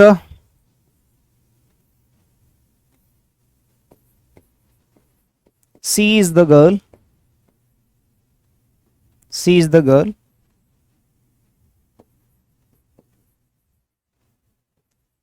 whose mother is a teacher। मान लो किसी ने ऐसे लिख दिया, he is the mother, sorry, she is the girl whose mother is a teacher. ये वही लड़की है जिसकी माताजी एक टीचर है, ये वही लड़की है जिसकी माताजी एक टीचर है। तो अब आप क्या करोगे भाई, बताओ, अब आप क्या करोगे। सी इज द गर्ल लड़की है, हु, हुम और हुज में से कुछ आएगा, ठीक है, रिलेटिव प्रोनाउन तो लिविंग के लिए आ रहा है, ठीक है, बट इसमें हुज क्यों आ रहा है, इसका एक रीजन है कि यहां पर इसका जो एंटीसीडेंट है वो है गर्ल, उसके बाद जो नाउन है मदर, ये है आपका सब्जेक्ट उस वाली वर्ब का। पूरा कंप्लीट सेंटेंस है, उसमें किसी भी चीज की जरूरत नहीं है, बस इन दोनों के बीच में पोजीशन और रिलेशन बताना है। तो यहां पर इसका रिलेशन भी है कि ये इसकी माताजी हैं, ठीक है, और इसके बाद पोजीशन भी है, अधिकार भी है। पोजीशन होता है तभी तो पॉजेसिव एडजेक्टिव का यूज किया जाता है। तो यहां पर ये जो लड़की है इसकी माताजी हैं, तो इसका अधिकार की बात हो रही है, जब अधिकार की बात होगी तो पॉजेसिव केस यूज कर देंगे, बात खत्म, सेंटेंस पूरी तरह से सही है। ठीक है मेरे भाई, ऐसे करके आप इस्तेमाल करोगे। अब आ जाते हैं कि हु के सर एक्सेप्शनल पॉइंट्स भी होते हैं क्या, बिल्कुल होते हैं। अब आ जाते हैं इधर। अब हु के एक्सेप्शन केसेस की भी बात करते हैं कि सर क्या हु के एक्सेप्शंस भी होते हैं क्या? मैंने कहा बिल्कुल होते हैं। एक्सेप्शंस जो हु है वो एनिमल्स के लिए भी इस्तेमाल किया जा सकता है, ठीक है, फॉर एनिमल्स, मतलब इनका यूज एनिमल्स के लिए भी एक्सेप्शनली यूज किया जाता है हु का। लेकिन लेकिन लेकिन इसकी एक कंडीशन होती है, हमेशा ऐसा कुछ नहीं होता। कंडीशन सिर्फ ये होती है कि जब आप किसी भी एनिमल को, मैं आज की क्लास में इस हु को पूरी तरह से खत्म करना चाहता हूं, पूरी तरह से, ठीक है, एक भी तरह से, किसी भी तरह से कोई भी प्रॉब्लम नहीं होनी चाहिए। इसके बाद हम कल की क्लास में विच और दैट पढ़ेंगे, ठीक है, अच्छे से। आज की क्लास में हम लोग सिर्फ हु को पढ़ रहे हैं, ठीक है। हाँ, तो हु में क्या हमने देखा कि हु वाला जो केस है ये एनिमल्स के लिए भी इस्तेमाल किया जा सकता है, लेकिन लेकिन जब किसी जानवर को, जब किसी जानवर को इंसान की तरह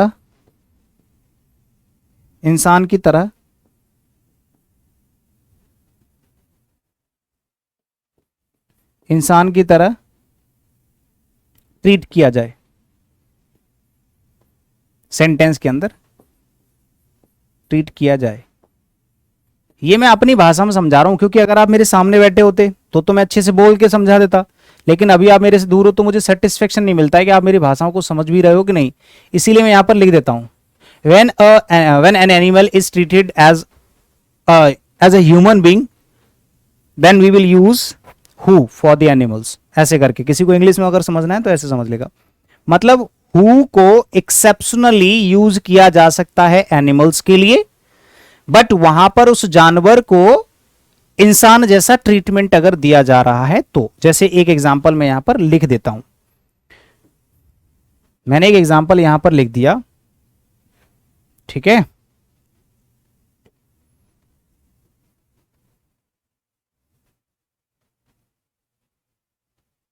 मैंने यहां पर एक एग्जांपल लिख दिया, I have a dog whose name is Bruno, ठीक है। तो यहां पर क्या है कि हमने एक पेट का नाम ले दिया और वो जो है डॉग है और उस डॉग का नाम है क्या? ब्रूनो। तो यहां पर इस नेम पर किसका अधिकार है? इस कुत्ते का अधिकार है, ठीक है। और ये जो नेम है ब्रूनो, किसी डॉग का नाम रख दिया। अब मान लो किसी डॉग को अगर आप डॉग ही बोलोगे मतलब फिर तो वो एनिमल हो गया, लेकिन अगर आप डॉग को ब्रूनो बोल रहे हो तो ब्रूनो उसका नाम रख दिया, हमने उसको स्पेसिफाई कर दिया कि भैया ये हमारा पेट है, इसका नाम ब्रूनो है और ये बहुत ही अच्छा खेलता है, ये अच्छे से बोलता भी है, अच्छे से समझता भी है। अब बोल रहा है, समझ रहा है, खेल रहा है, मीन्स कि आप उसके बारे में उसको आप ही और सी भी लगा सकते हो, उसके लिए प्रोनाउन भी लगा सकते हो, इसके लिए ही और सी भी लगा सकते हैं, ठीक है। हाँ, तो यहां पर जो हुज लिखा हुआ है ये सही है, इसमें कोई गलती नहीं होती है, इतना ध्यान रखना। कुछ लोग है ना, इसके आगे हम लोग एक्सेप्शनल तो मैंने आपको बता ही दिया हु का एनिमल्स के लिए, लेकिन जनरली एनिमल्स के लिए विच का ही इस्तेमाल किया जाता है अगर आप उसको इंसान की तरह ट्रीट नहीं करते हो तब तक, ठीक है मेरे भाई। तो अगर कहीं पर ऐसे लिखा हो whose name is Tommy, whose name is Bruno, तो ये सब क्या है? एक डॉग को आपने इंसान की तरह ट्रीट किया है एक सेंटेंस के अंदर, तो वहां पर एक्सेप्शनली हु का यूज या ही और सी का यूज कर लेते हैं, लिविंग वाले नाउन या प्रोनाउंस का यूज कर लेते हैं जानवरों के लिए भी। बाकी कल हम लोग पढ़ने वाले हैं विच और उसके आगे हम लोग पढ़ने वाले हैं दैट। विच और दैट का पार्ट अभी बाकी है। अभी मैंने सिर्फ आप लोगों को हु का पूरा पार्ट अच्छे से सिखाया है।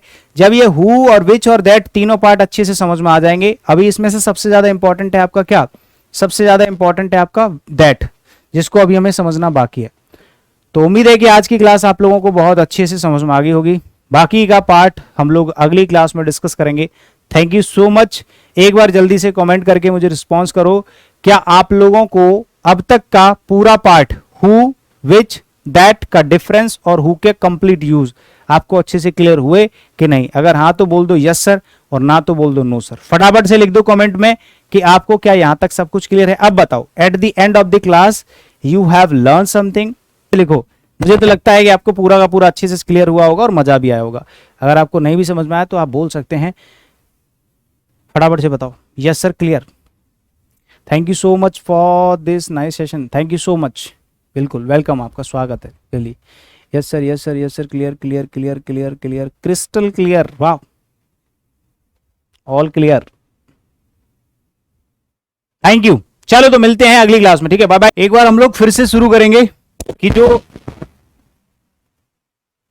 रिलेटिव प्रोनाउन जो हमने पिछली क्लास में पढ़ा था उसी को कंटिन्यू करेंगे। और आपको बता दूं कि हमारा प्रोनाउन टॉपिक चल रहा है जिसकी 9th क्लास है, मतलब 9 क्लासेस 8 क्लासेस ऑलरेडी आपकी हो चुकी हैं। हेलो सभी को, हेलो, गुड आफ्टरनून, ठीक है।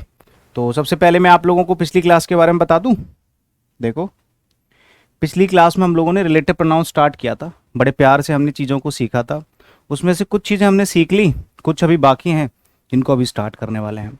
जैसे यहाँ से शुरुआत करी थी, यहाँ से रिलेटिव प्रोनाउन 3 होते हैं, हु विच दैट, एक होता है व्हाट जिसको हम अभी आगे पढ़ने वाले हैं।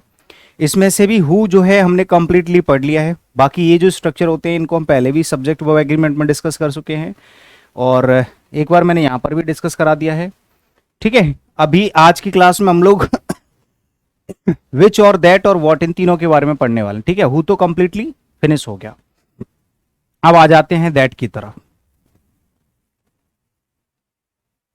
आज की जो क्लास है इसमें हम लोग पढ़ने वाले हैं दैट, तो सभी लोग ऊपर हेडिंग बनाएंगे रिलेटिव प्रोनाउन। रिलेटिव प्रोनाउन, और रिलेटिव प्रोनाउन में आपको पढ़ना है क्या, ऊपर लिख लेना दैट, और इसके आगे एक और चीज लिखनी है। दैट के आगे एक और चीज क्या लिखोगे, ये रिलेटिव प्रोनाउन है दैट, और इसके आगे लिख लोगे क्या, बताता हूं क्या लिखोगे। इसके आगे लिखोगे, यही है सबसे ज्यादा इंपॉर्टेंट। अगर आप इंपॉर्टेंट की बात करोगे तो सबसे ज्यादा इंपॉर्टेंट रिलेटिव प्रोनाउन में सबसे ज्यादा इंपॉर्टेंट यही है, मतलब दैट सबसे ज्यादा कंफ्यूज करता है आपको, इसीलिए इसके सबसे ज्यादा क्वेश्चंस भी पूछे जाते हैं, ठीक है। तो अगर आप सभी लोग तैयार हैं तो बोल दो हाँ सर, सिखाओ, हमें सिखाया जाए आपको, बताओ। चलिए बहुत बढ़िया। मैंने कहा कि सर ये जो दैट है एक्चुअली इसको सेंटेंस के अंदर जब यूज किया जाए तो पहली बात तो मैंने आपको बताया था कि जो दैट है ये दोनों के लिए आता है। किसके लिए आता है भाई, दोनों के लिए, है ना। ये लिविंग और नॉन लिविंग के लिए, दोनों के लिए आता है।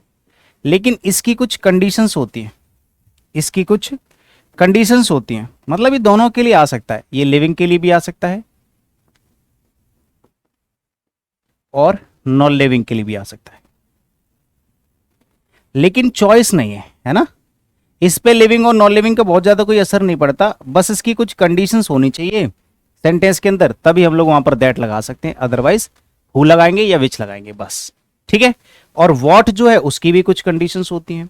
तो बात आती है यहां से कि सर कौन कौन सी वो कंडीशंस हैं जहां पर रिलेटिव प्रोनाउन दैट का इस्तेमाल होना चाहिए सिर्फ, और किसी का भी यूज नहीं होना चाहिए।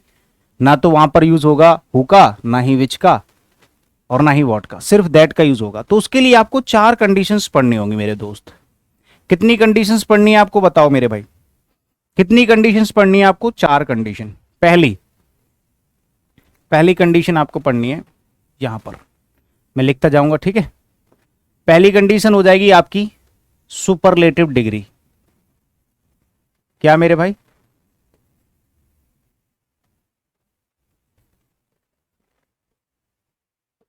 पहली कंडीशन है सुपरलेटिव डिग्री,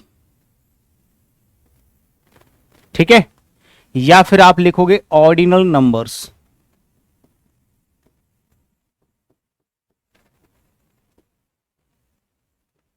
ठीक है, पहली कंडीशन। अब आपको यह भी पता होना चाहिए कि सर ये सुपरलेटिव डिग्री क्या होती है, ऑर्डिनल नंबर्स क्या होते हैं। तो मैं यहां पर लिख देता हूं, सुपरलेटिव डिग्री का मतलब होता है द प्लस EST, ये तो आपको पता ही होगा। और ऑर्डिनल नंबर्स होते हैं द फर्स्ट,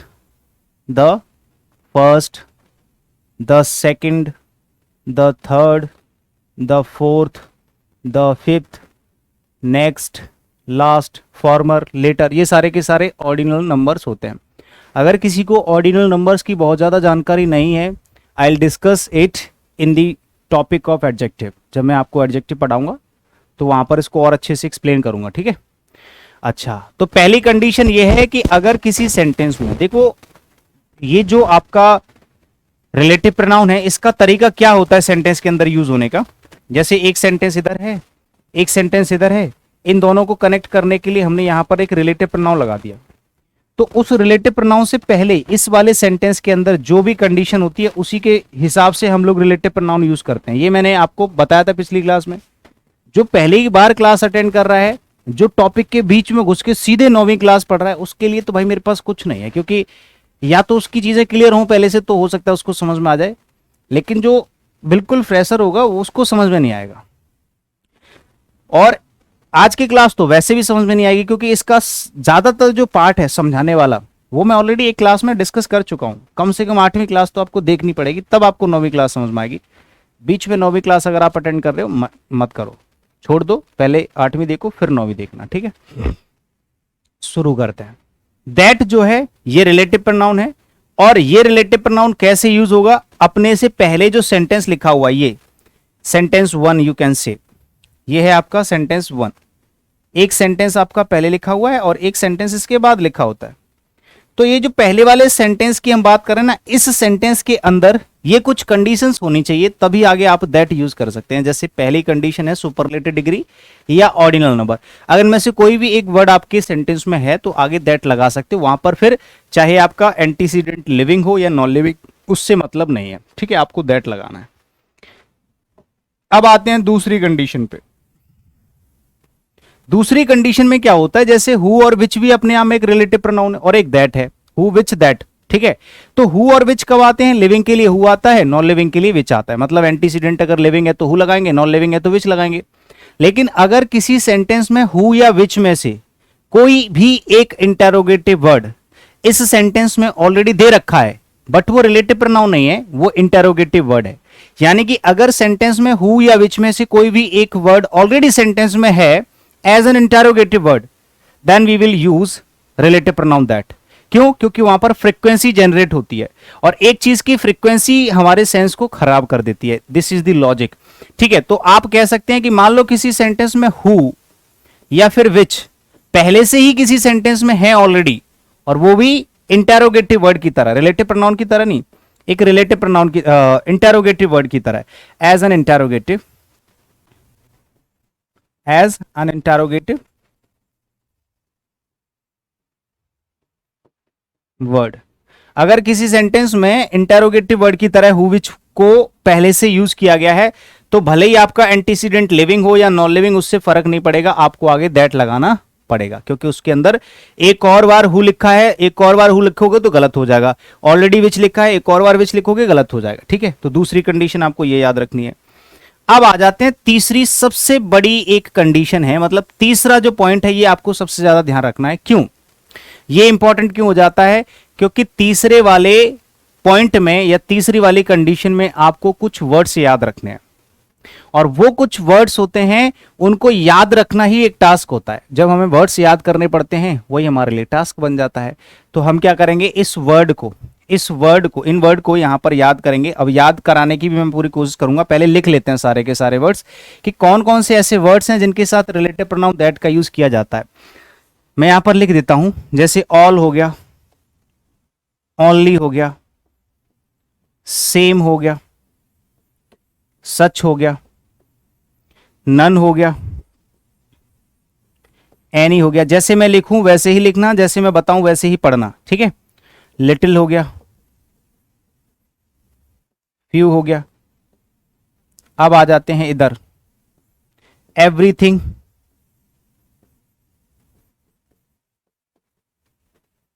समथिंग,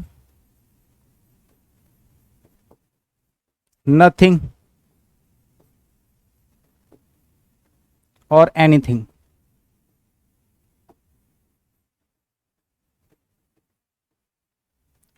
इसके अलावा एक और लिख लेना, बोथ, ठीक है। एक दो और भी होते हैं, बस इतने से आपका काम चलता रहेगा, आपको ज्यादा लिखने की जरूरत नहीं है। ये इनसे ही आपका काम चलेगा, ये आपका फुल एंड फाइनल आपका कॉन्सेप्ट रहेगा ये। तो यहां पर मैंने बताया कि कुछ ऐसे वर्ड्स लिखे हुए हैं, अगर किसी सेंटेंस के अंदर आपको रिलेटिव प्रोनाउन दैट लगाना है और उससे पहले आपको इनमें से कोई एक वर्ड नजर आ रहा है, तो आप यहां पर दैट लगा सकते हैं। फिर आपका एंटीसीडेंट लिविंग हो या नॉन लिविंग उससे मतलब नहीं, आपको यहाँ पर दैट लगाना है। मतलब ये वो कंडीशंस हैं जहां पर आपको दैट लगाना है। बाकी इनके अलावा भी दैट आता है, बट वहां पर वो रिलेटिव प्रोनाउन नहीं होता, वहां पर वो क्या होता है, वहां पर वो कंजंक्शन का काम करता है।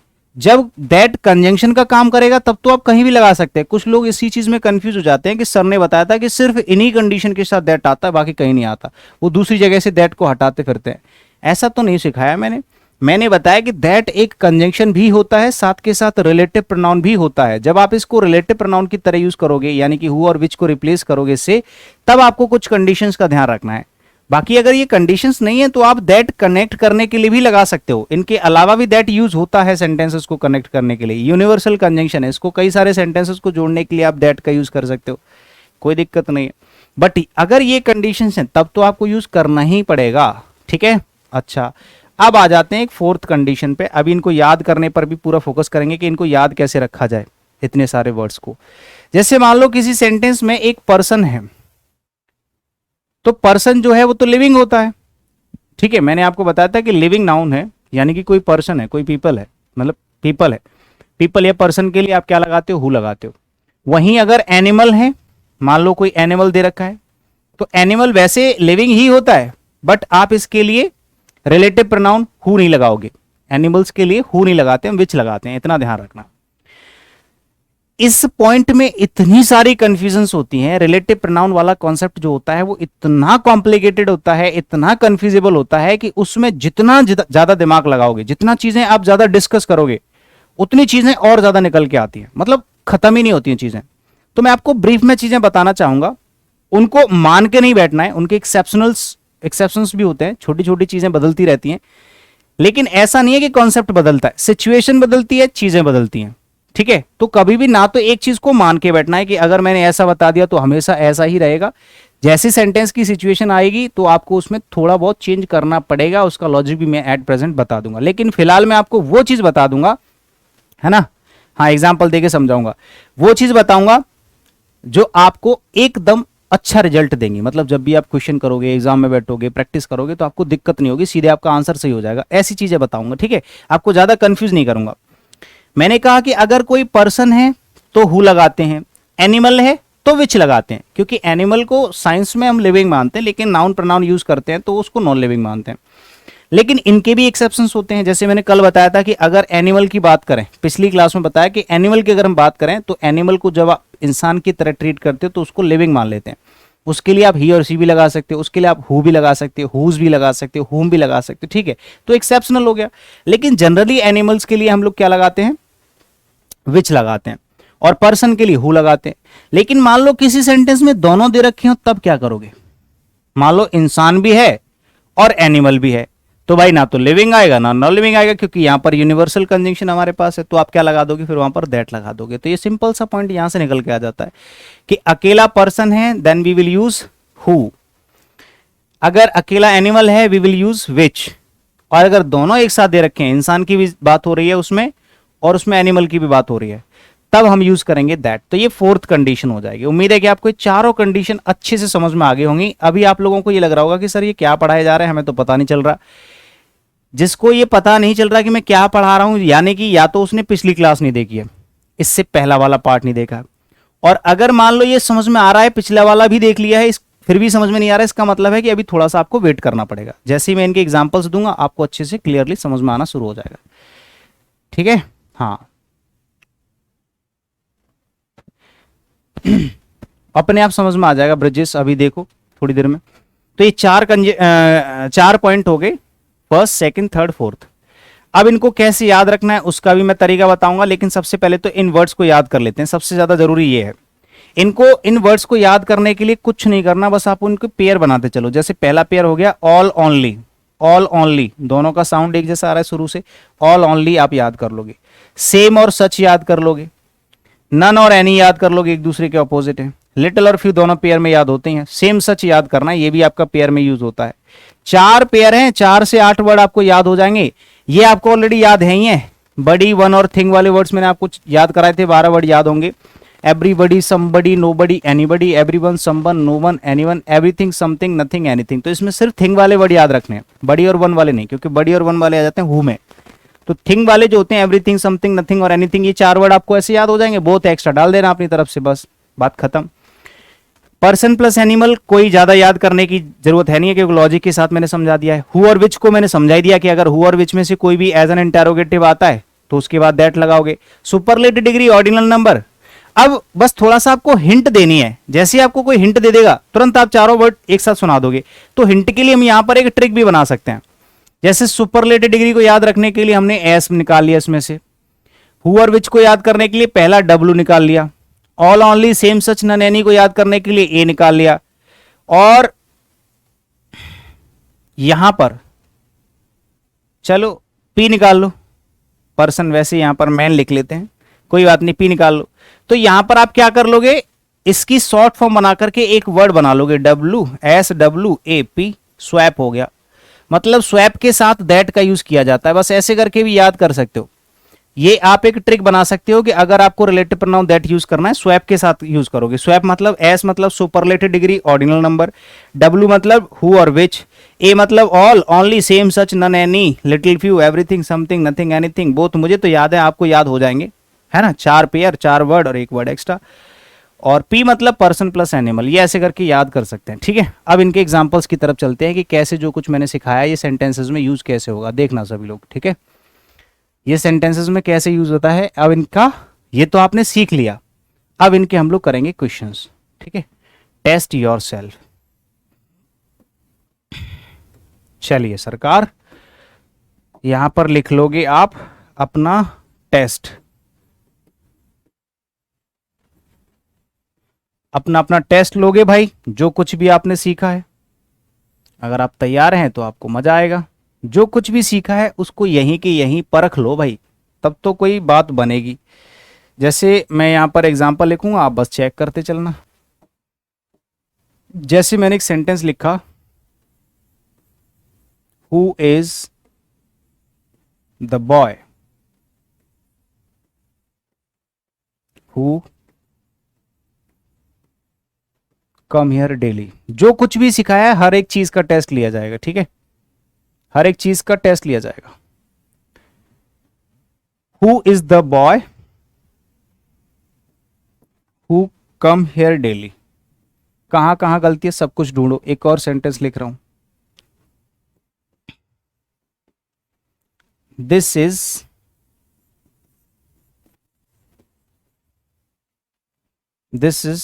The man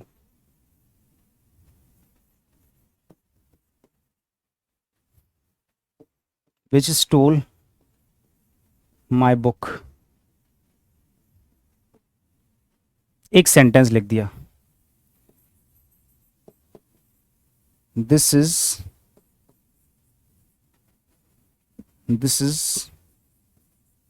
the same girl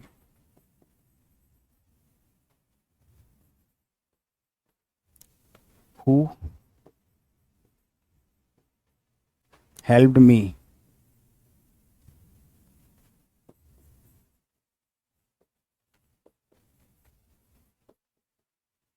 that night।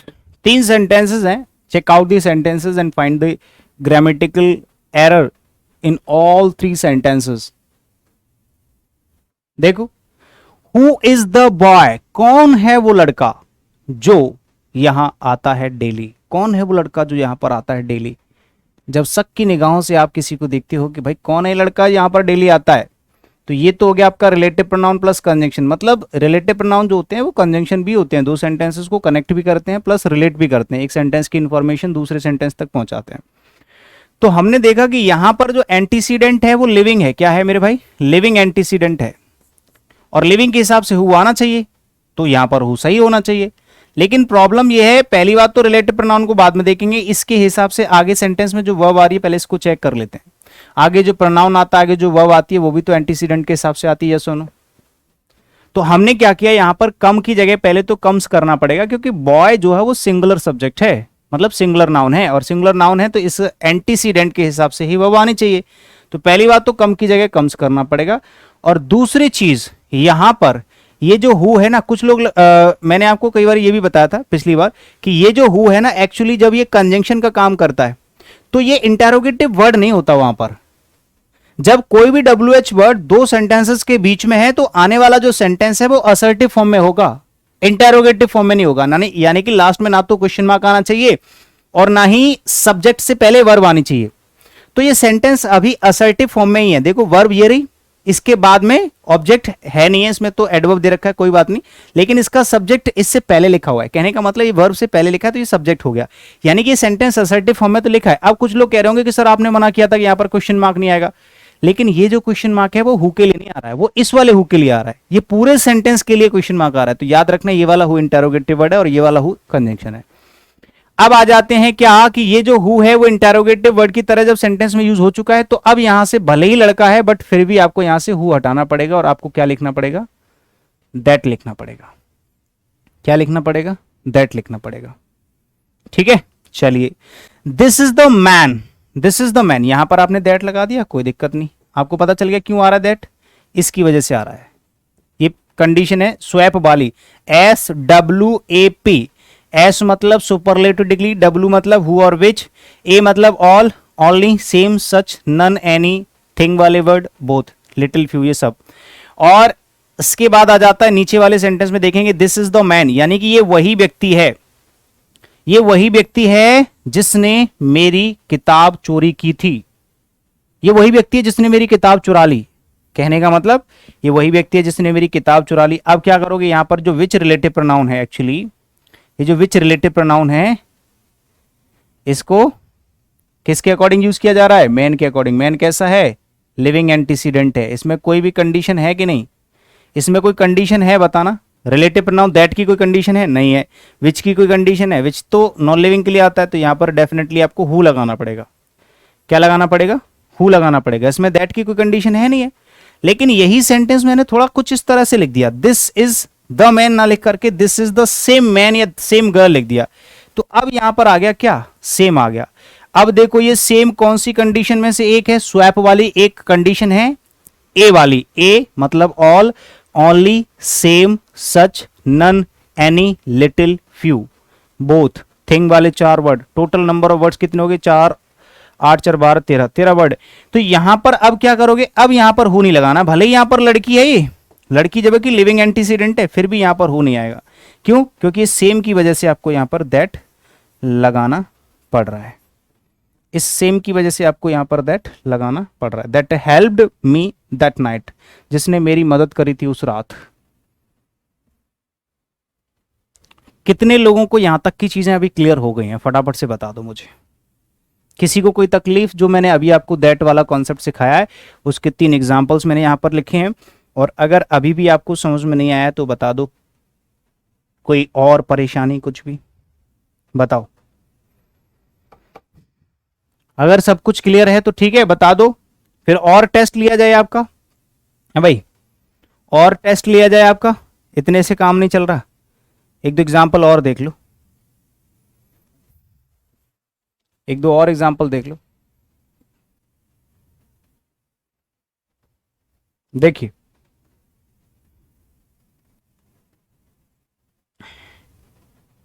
Sentences लिखूंगा, ध्यान देना, ठीक है सभी लोग। मैंने एक और सेंटेंस लिखा, जैसे मैंने कहा ऑल, ये आपने कहावत सुनी होगी, ऑल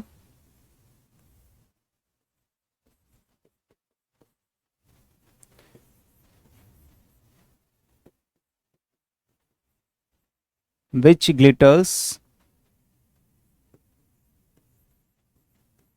is not gold। एक सेंटेंस है, ठीक है, एक और सेंटेंस लिख दिया मैंने, this is the first time, this is the first time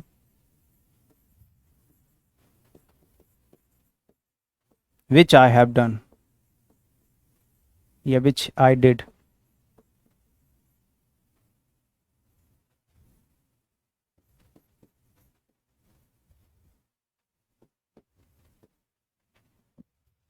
बताओ, एक और लिख दूं, all which glitters is not gold।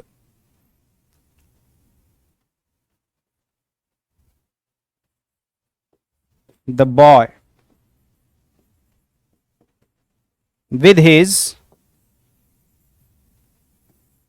dog who I saw yesterday is my friend.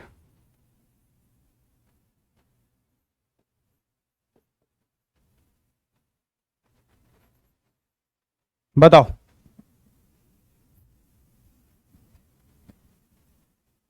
फटाफट से बताओ. All which glitters is not gold, आपको समझ में आ गया. The boy with his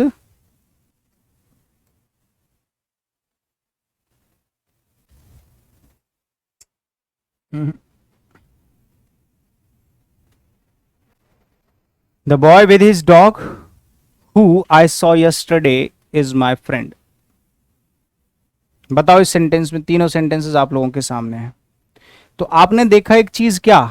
all that glitters. Very good.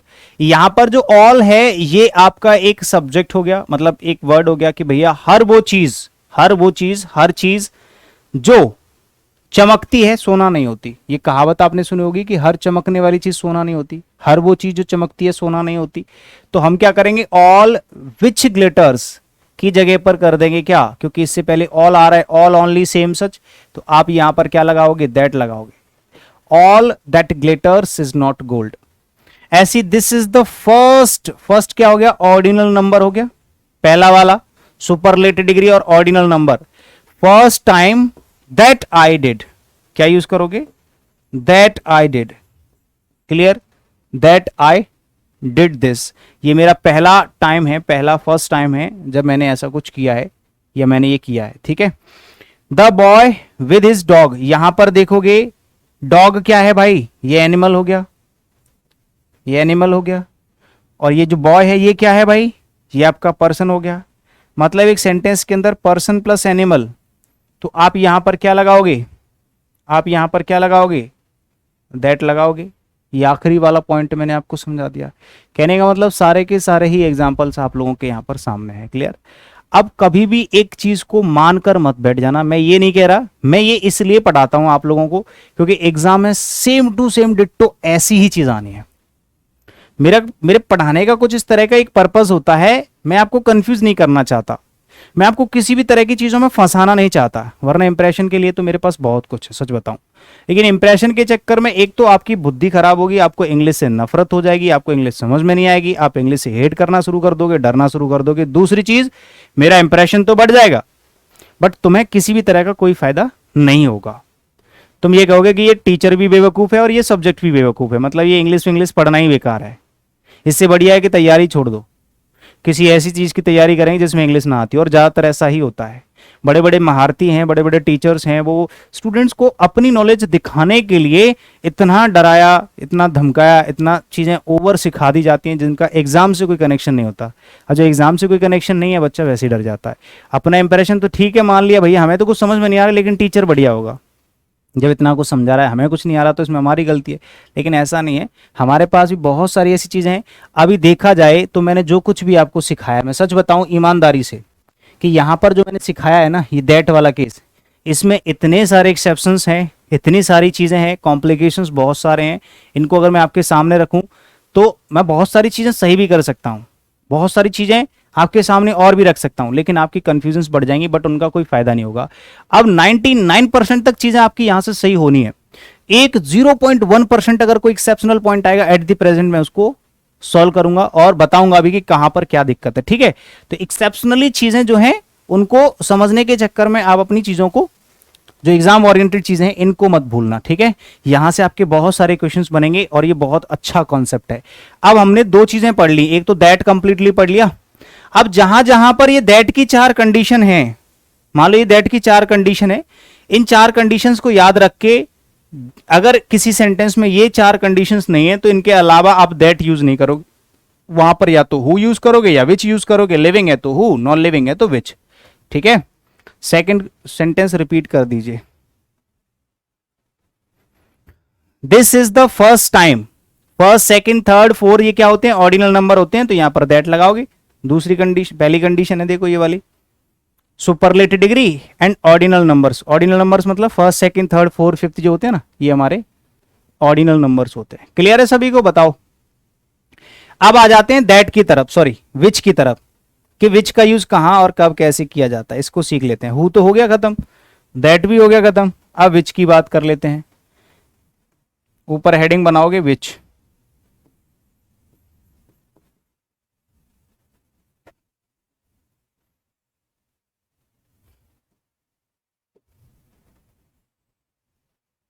देखो भाई, विच की हम लोग बात कर लेते हैं। सिंपल सी कहानी है, विच को हम नॉन लिविंग के लिए इस्तेमाल करते हैं, जहां तक हमने पढ़ लिया है। ठीक है, ये चीज इसमें बहुत ज्यादा कुछ नहीं है, सीधे मैं एग्जांपल से आपको इसको समझाने की कोशिश करूंगा।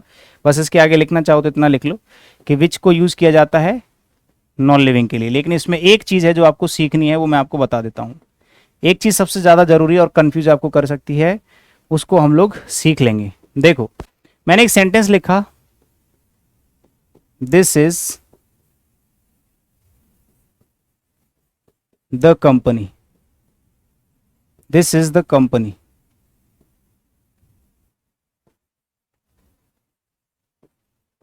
Who deals, who deals in gold, who deals in gold. ठीक है, बताओ, who deals in gold. Sir English में इंप्रूव हो रहा है, बहुत अच्छी बात है, इंग्लिश में इंप्रूव तो होगा ही, क्यों नहीं होगा भाई, इंग्लिश में इंप्रूव तो होगा भाई। अनिल यादव सर पढ़ा रहे हैं आपको, इंप्रूव नहीं होगा तो कैसे काम चलेगा, इंप्रूव के लिए पढ़ा रहे हैं। This is the company who deals in, यानी कि ये आपका रिलेटिव प्रोनाउन हो गया, और ये इसका एंटीसीडेंट क्या है, कंपनी। ये वही कंपनी है जो डील करती है गोल्ड की, मतलब सोने की डील करती है, सोने में डील करती है। तो आपने कहा कि इसमें तो देखो ना, तो दैट की कोई कंडीशन दिख रही है आपको, और इसका एंटीसीडेंट कैसा है, non living. Non living antecedent की आप क्या लगाओगे, क्या लगाओगे बताओ, विच लगाओगे, सिंपल सी कहानी है। और यहां पर जो विच है वो कौन से केस में यूज किया गया है, बस ये सबसे ज्यादा जरूरी है। जैसे विच के भी अपने तीन केस होते हैं, विच के भी अपने तीन केस होते हैं भैया। एक तो होता है विच, और एक होता है विच, और एक होता है ऑफ विच। अब इसमें जो सीखने वाली चीज है इन तीनों केसेस में, जैसे हमने हु को पढ़ा था, दैट के तो कोई केस होते नहीं है, दैट के भी सेम केस होते हैं जो मैंने यहां पर लिखा है। ठीक है, अभी बता दूंगा, तसल्ली रखो। हु जो है, हु के तीन केस होते हैं, subjective case, objective case, possessive case. यानी कि सब्जेक्टिव केस हो जाएगा हु, ऑब्जेक्टिव केस हो जाएगा हुम, और पॉजेसिव केस हो जाएगा हुज। ऐसे ही विच के तीन केस होते हैं, सब्जेक्टिव, ऑब्जेक्टिव और पॉजेसिव। इसमें सब्जेक्टिव केस क्या होता है, विच का सब्जेक्टिव केस और ऑब्जेक्टिव केस दोनों सेम होते हैं। ठीक है, ये आपका सब्जेक्ट भी सेम होता है, ऑब्जेक्ट भी सेम होता है, दोनों सेम होते हैं। क्लियर? दोनों सेम होते हैं। ठीक है, अच्छा, अब आ जाते हैं पॉजेसिव केस की तरफ। पॉजेसिव केस ये होता है पॉजेसिव एडजेक्टिव, लेकिन इसका एक अलग, अच्छा जी, दैट के लिए भी यही यूज कर लेते हैं हम, दैट के लिए भी ऑफ विच यूज कर लेते हैं। दैट का जो पॉजेसिव केस होता है वो भी ऑफ विच होता है, इतना ध्यान रखना। अब हम लोग बात करते हैं लेकिन रिलेटिव प्रोनाउन के सेंस में, और किसी सेंस में नहीं। अब हम बात करते हैं कि सर इसमें जो है हमें कंफ्यूजन कहां कहां हो सकती है, तो मैं आपको बताऊंगा इस पूरे पार्ट में। अगर आपको कुछ भी सीखना है तो वह सिर्फ एक इकलौती सिंगल चीज, वो है आपका पॉजेसिव केस ऑफ विच, यानी कि ऑफ विच। विच का पॉजेसिव केस ऑफ विच का यूज आपको अच्छे से सीखना है। क्यों? क्योंकि देखो, सब्जेक्टिव केस और ऑब्जेक्टिव केस में तो कोई फर्क पड़ने वाला नहीं है। मान लो जहां पर मैंने हमले हु और हुम में जो है चीजें समझी थी कि भैया हु और हुम में से कौन सा कब आता है, तो उसको हमने सीखा। क्यों सीखा? क्योंकि वो कंफ्यूज करता है आपको। ठीक है, इसके बगल में अगर वर्ब है तो सब्जेक्टिव केस आएगा, अगर यहां पर सब्जेक्ट है उसके बाद वर्ब है तो ऑब्जेक्टिव केस आएगा। ऐसा कुछ सीखा था हमने हु में, लेकिन यहां तो कोई सा भी केस आए आपको विच ही लिखना है, तो इसमें तो ज्यादा कंफ्यूजन होगी नहीं। इसमें तो जो भी लगाना है आपको दोनों में से लगा दो, सही हो जाएगा। अगर दिक्कत आएगी तो यहां पर आएगी कि सर ऑफ विच का यूज कैसे किया जाता है। इसका थोड़ा सा अटपटा सा कॉन्सेप्ट है, जरा समझते हैं इसको। जैसे मैंने एक सेंटेंस लिखा,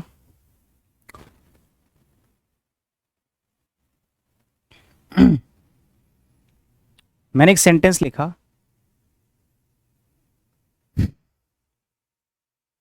this is, this is the river, this is the river whose, whose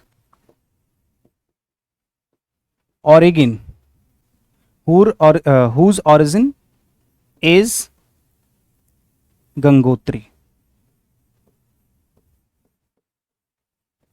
ठीक है मेरे भाई, ये एक सेंटेंस लिख दिया।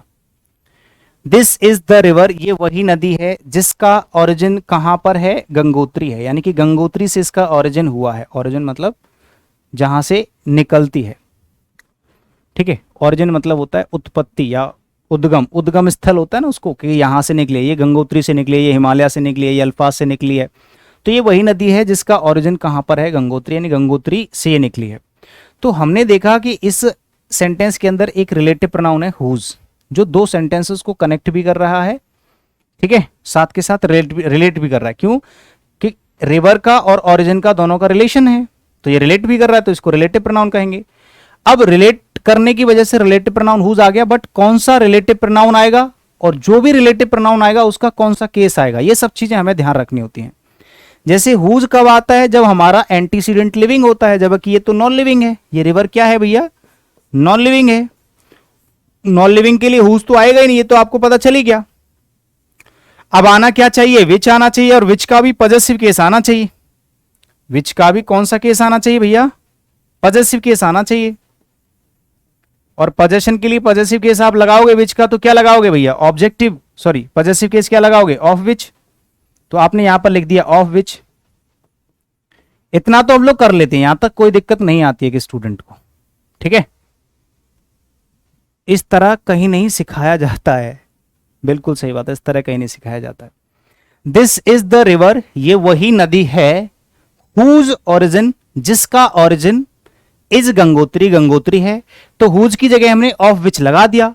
इतना तो एक स्टूडेंट कर लेता है कि भैया this is the river of which origin is Gangotri, लेकिन ये भी गलत है। गलत कैसे, अगर आप इसको थोड़ा सा पढ़ के और सेंस से समझने की कोशिश करोगे ना, सेंसिबल तरीके से, ये भी आपको गलत लगेगा। ये भी अभी भी गलत है, यानी कि आपने सही पॉजेसिव एडजेक्टिव तो चूज कर लिया, बट उसको सही तरह से यूज नहीं कर पाए। वो कैसे कि यहां पर जो ऑफ के बाद विच लगा हुआ है ना, ये विच जो है ऑब्जेक्टिव केस है, मतलब ऑब्जेक्ट है किसका, प्रपोजिशन ऑफ का। और जो भी ऑब्जेक्ट यूज किया गया है ये है एक प्रोनाउन जो किसी नाउन के लिए यूज किया गया है, और इस प्रोनाउन का नाउन है ओरिजिन। तो आपको याद रखना है कि ये जो ओरिजिन है, सॉरी ऑफ विच, विच जो है इसका नाउन है रिवर, रिवर नाउन है इसका, मतलब रिवर के लिए विच यूज किया गया है। तो हमें क्या करना है कि जो विच से पहले ऑफ लिखा हुआ है उससे पहले उस चीज को लिखना पड़ेगा जिस पर पोजीशन है इस चीज का। जैसे मैंने कहा रिवर का पोजीशन है ओरिजिन पे, तो जनरली हुज के बाद तो हम उस चीज को लिख सकते हैं जिस चीज पर पोजीशन है, बट ऑफ विच के साथ ऐसा नहीं करते। ऑफ विच के साथ हमें उस चीज को पहले लिखना पड़ता है जिस चीज पर पोजीशन है, जिस नाउन का। तो आपको इसको उल्टे तरीके से लिखना पड़ेगा। सबसे पहले आपको लिखना पड़ेगा ये, this is the river, this is the river, this is the river, ये नदी है, ये वही नदी है। आपको ऑफ विच पहले नहीं लिखना है, पहले आपको उस चीज को लिखना है जिस पर पोजीशन है, और उससे पहले डेफिनेट आर्टिकल या आर्टिकल का रूल है, मैं बाद में सिखाऊंगा। द ओरिजिन आपको लिखना पड़ेगा, ओरिजिन को पहले और ऑफ विच को बाद में। पहले इस चीज को लिखना पड़ेगा और इसको बाद में लिखना पड़ेगा, ठीक है। तो कैसे सही होगा ये, यहां पर लिखोगे the origin, the origin of which को बाद में लिखोगे, और आगे पूरा का पूरा सेम, इज गंगोत्री।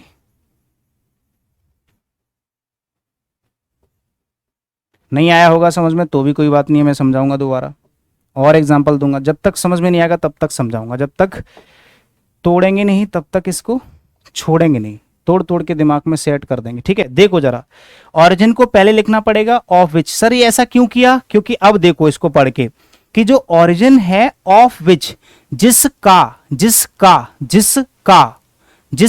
ओरिजिन, जिसका ओरिजिन, ओरिजिन ऑफ विच। आप इस विच की जगह थोड़ी देर के लिए रिवर मान लो, द ओरिजिन ऑफ रिवर। कौन सी रिवर, ये वाली रिवर। लेकिन रिवर को तो दो बार रिपीट नहीं करते हैं। अब रिवर को दो बार रिपीट नहीं करेंगे, क्यों, क्योंकि नाउन को रिपीट नहीं करते हैं, उसकी जगह प्रोनाउन लगाते हैं। और ये नदी जो है नॉन लिविंग है, तो उसके लिए विच लगाओगे। रिलेटिव प्रोनाउन क्यों लगाना पड़ रहा है, क्योंकि रिलेशन भी बताना है।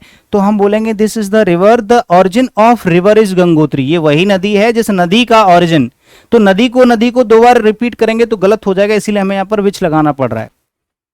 आ रही है बात समझ में? और विच ही क्यों लगाना पड़ रहा है? क्योंकि ये रिलेटिव प्रोनाउन है, रिलेशन भी बताना है। तो ये हो जाएगा this is the river the origin of which is Gangotri. ये वही नदी है जिसका ओरिजिन को पहले लिखना है, नदी को बाद में, या नदी का प्रोनाउन बाद में। अगर ये भी समझ में नहीं आया है तो कोई बात नहीं है, एक और एग्जाम्पल है हमारे पास, एक और एग्जाम्पल देके अच्छे से समझा देंगे। जैसे मैंने कहा कि मैंने एक बाइक खरीद ली, ठीक है भाई, इसको हटा ही देते हैं, चलो। एक बाइक खरीद लिया आपने दिवाली पे, ठीक है भाई, दिवाली पे ऑफर लगाएं क्या, बताओ आप लोगों के लिए। आई बॉट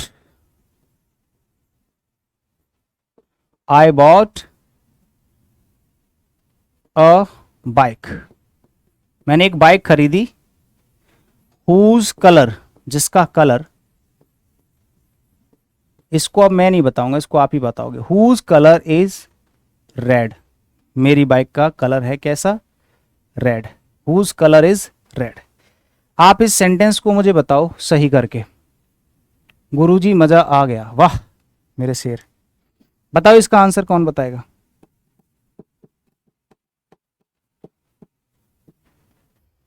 फटाफट से बताओ। I bought a bike whose colour is red, मैंने एक बाइक खरीदी जिसका कलर है रेड। तो आपने देखा कि मैंने एक बाइक खरीदी है और उसके बाद यहां पर एक रिलेटिव प्रोनाउन लगा दिया हुज, और रिलेटिव प्रोनाउन का कौन सा केस है? Possessive adjective. लेकिन ये जो पॉजेसिव केस आता है वो हु का पॉजेसिव केस है, और हु आता है लिविंग के लिए, जबकि हमारे पास नाउन यानी कि एंटीसीडेंट कैसा है? Non living. नॉन लिविंग है तो यहां पर हुज तो आना ही नहीं चाहिए, ऑफ विच आना चाहिए। लेकिन ऑफ विच लगाने के बाद भी इसको सही ढंग से लिखना ये भी गलत है, याद रखना। इसको भी सही ढंग से कैसे लिखोगे? पूरा सेंटेंस एक बार सही से लिख दो। आई बॉट, बताओ सभी लोग क्या क्या लिखोगे? आई बॉट अ बाइक, मैंने एक बाइक खरीदी। कलर को पहले लिखोगे, उससे पहले डेफिनेट आर्टिकल लगाओगे। ये आर्टिकल का रूल होता है, आर्टिकल का कॉन्सेप्ट होता है the colour of which, the colour of which is red.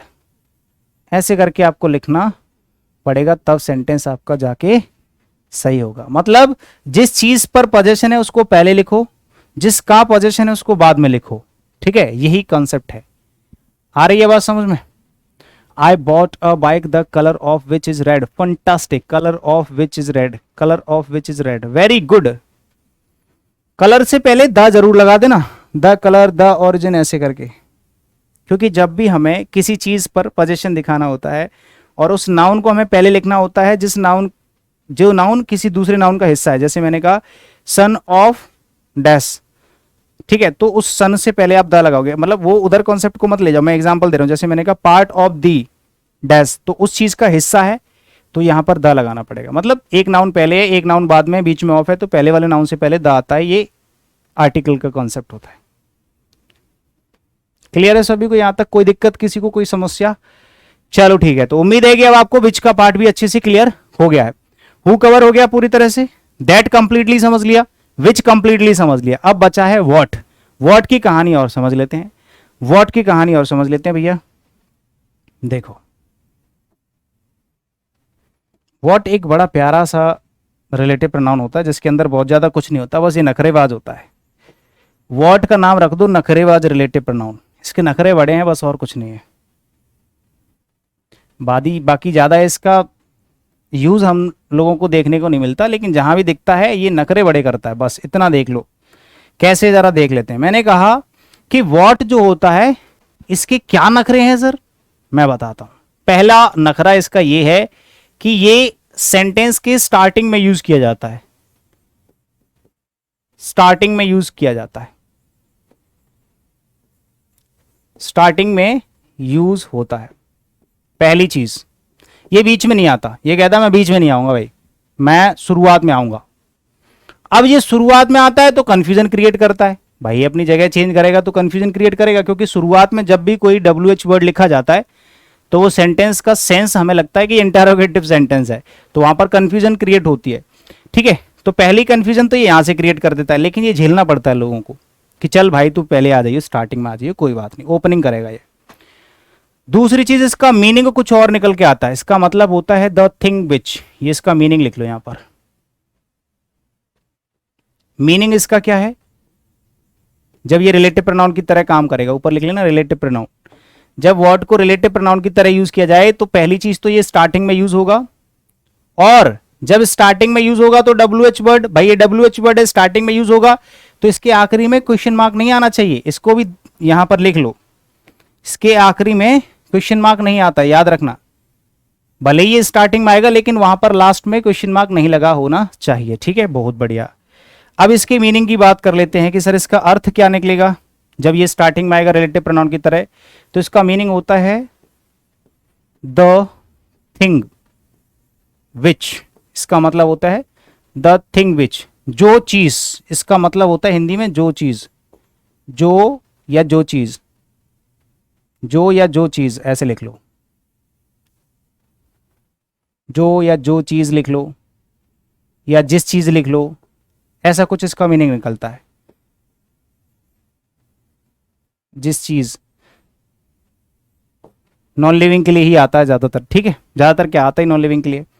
अब आ जाते हैं इसके बाकी के पॉइंट की तरफ। एक तो ये स्टार्टिंग में यूज किया जाएगा, इसके लास्ट में क्वेश्चन मार्क नहीं होगा, और इसका मीनिंग होता है जो चीज या जिस चीज या जो, द थिंग विच इंग्लिश में, और ये हिंदी में मैंने ऐसे लिख रखा है, इसका मीनिंग होता है। ठीक है, बस इतना सा ही है। एग्जाम्पल के थ्रू समझते हैं सीधे कनेक्ट करके, तभी आपको समझ में आएगा। जैसे मैंने कहा what I need, what I need is a mobile phone। ठीक है, मैंने एक सेंटेंस लिख दिया। तो जनरली जैसे दिवाली आ रही है तो दिवाली पे क्या होता है कि एक बच्चे को खुश करने में घर वाले लगे हुए हैं कि बेटा तू क्या लेगा बता, चल तुझे आज मैं कपड़े दिलवाता हूं, ठीक है, और चल तुझे आज एक फोन दिलवाता हूं। उसने कहा पापा मुझे कपड़े फोन ये सब नहीं चाहिए, मैंने पिछले 2 साल से बोल रहा हूं आपको, मुझे बाइक चाहिए R15 और वो KTM। मुझे दिवाली पे बाइक चाहिए, मेरे दोस्तों के पास है। तुम जानते हो कि जो चीज मुझे चाहिए वो क्या है? जो चीज मुझे चाहिए वो एक बाइक है, KTM बाइक है। और आप मुझे कपड़े दिलवा रहे हो, मोबाइल दिलवा रहे हो, मुझे नहीं चाहिए। जो चीज मुझे चाहिए वो क्या है? वो एक बाइक है या वो मोबाइल फोन है। तो what I need is a mobile phone. तो यहां पर जो, अच्छा इसमें 2 चीजें और एक्स्ट्रा बताऊंगा अभी थोड़ी देर में। तो व्हाट आई नीड, जो कुछ भी मुझे चाहिए, व्हाट आई नीड जो मुझे चाहिए, यानी कि जिस चीज की मुझे जरूरत है, इज अ मोबाइल फोन। अब इसमें गलती कहां कहां हो सकती है? पहली चीज, यहां पर इंटरोगेटिव मार्क नहीं लगा होना चाहिए, सिर्फ फुल स्टॉप से काम चलाना है। क्यों? क्योंकि ये WH वर्ड नहीं है यहां पर, ये कोई क्वेश्चन वर्ड नहीं है यहां पर। ये पूछ नहीं रहा है कि मुझे क्या चाहिए, what I need, what I need वो पूछ नहीं रहा है कि मुझे क्या चाहिए, वो पूछ रहा है कि जो मुझे चाहिए, वो बता रहा है कि जो मुझे चाहिए, वो पूछ नहीं रहा है। तो ये क्वेश्चन नहीं कर रहा है, ये क्या है? रिलेटिव प्रोनाउन है, पहली गलती। ठीक है, कि इसके सेंस में ही गलती हो जाती है। ये पूछ नहीं रहा है कि मुझे क्या चाहिए, बता रहा है कि जो मुझे चाहिए वो मोबाइल फोन है, तो क्वेश्चन मार्क नहीं लगा होना चाहिए। अब आ जाते हैं इधर, नोट पॉइंट इसके साथ क्या लिखना है जो सबसे ज्यादा जरूरी होता है। पहली चीज कि जब भी आप व्हाट को रिलेटिव प्रोनाउन की तरह यूज करोगे तो इसके साथ में सिंगुलर वर्ब लगाते हैं। इसके साथ क्या लगाते हैं? सिंगुलर वर्ब लगाते हैं। ठीक है, व्हाट के साथ। दूसरी चीज कि जब सेंटेंस के अंदर व्हाट को जब रिलेटिव प्रोनाउन की तरह आप यूज करोगे तो इससे पहले कोई भी नाउन या प्रोनाउन नहीं लिखा होना चाहिए। इससे पहले कोई भी नाउन या प्रोनाउन नहीं लिखा होना चाहिए, ये भी कॉन्सेप्ट है भैया। इससे पहले कोई भी नाउन या प्रोनाउन नहीं आता है अलग से, ये खुद सबसे शुरुआत में आएगा। इससे पहले कोई भी नाउन या प्रोनाउन नहीं लगा होना चाहिए। व्हाट से पहले कोई नाउन या प्रोनाउन नहीं आता है एक्स्ट्रा। एक और बार आगे बात समझ में, ये खुद लिखा जाएगा, इससे पहले और कोई नाउन या प्रोनाउन नहीं लिखा होना चाहिए। जैसे मान लो किसी ने एक और एग्जांपल लिख दिया, किसी ने बोल दिया what can not be cured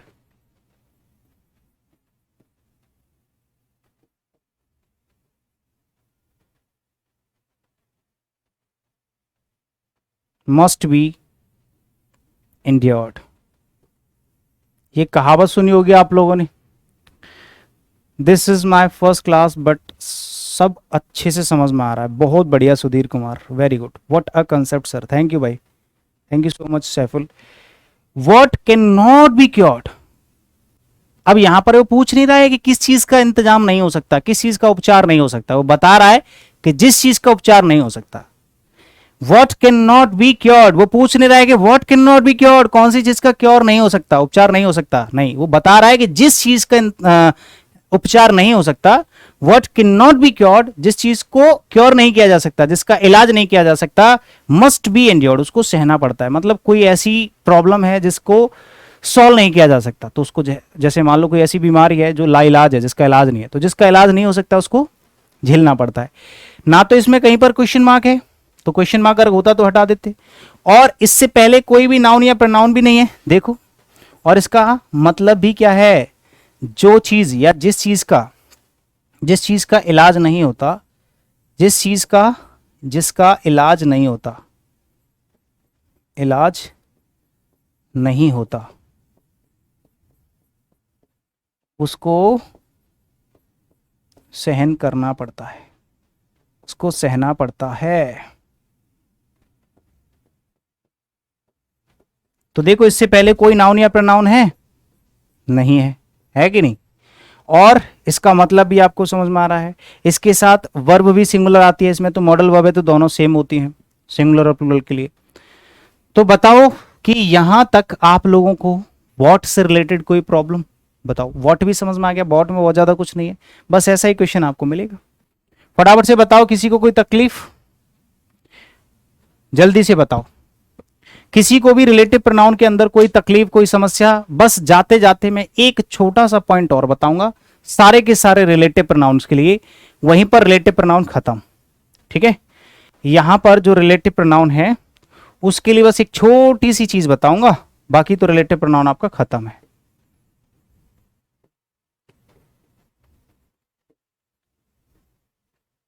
फटाफट से बताओ कि जो मैंने आपको रिलेटिव प्रोनाउन बताए हैं, तीन रिलेटिव प्रोनाउन बताए हैं, कौन कौन से, हु, विच, दैट और व्हाट, चार बताए हैं।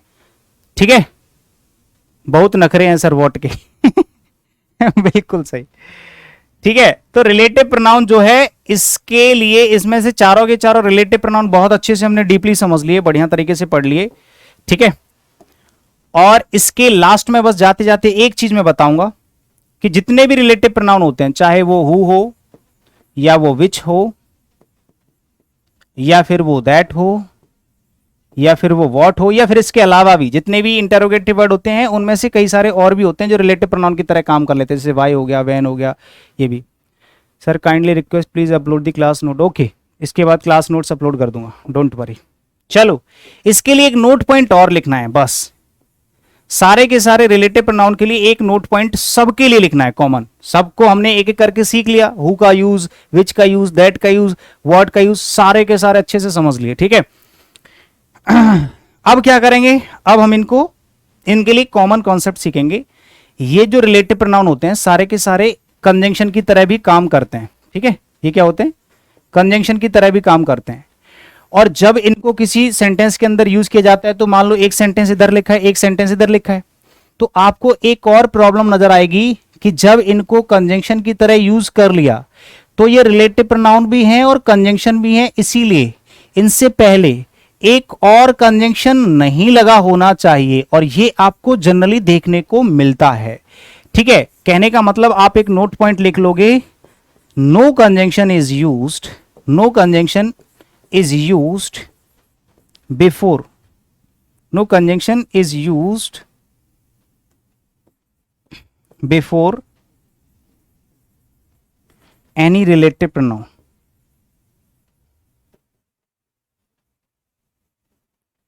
ठीक है, इसके बड़े क्वेश्चन आपको देखने को मिलेंगे, इसका भी ध्यान रखना।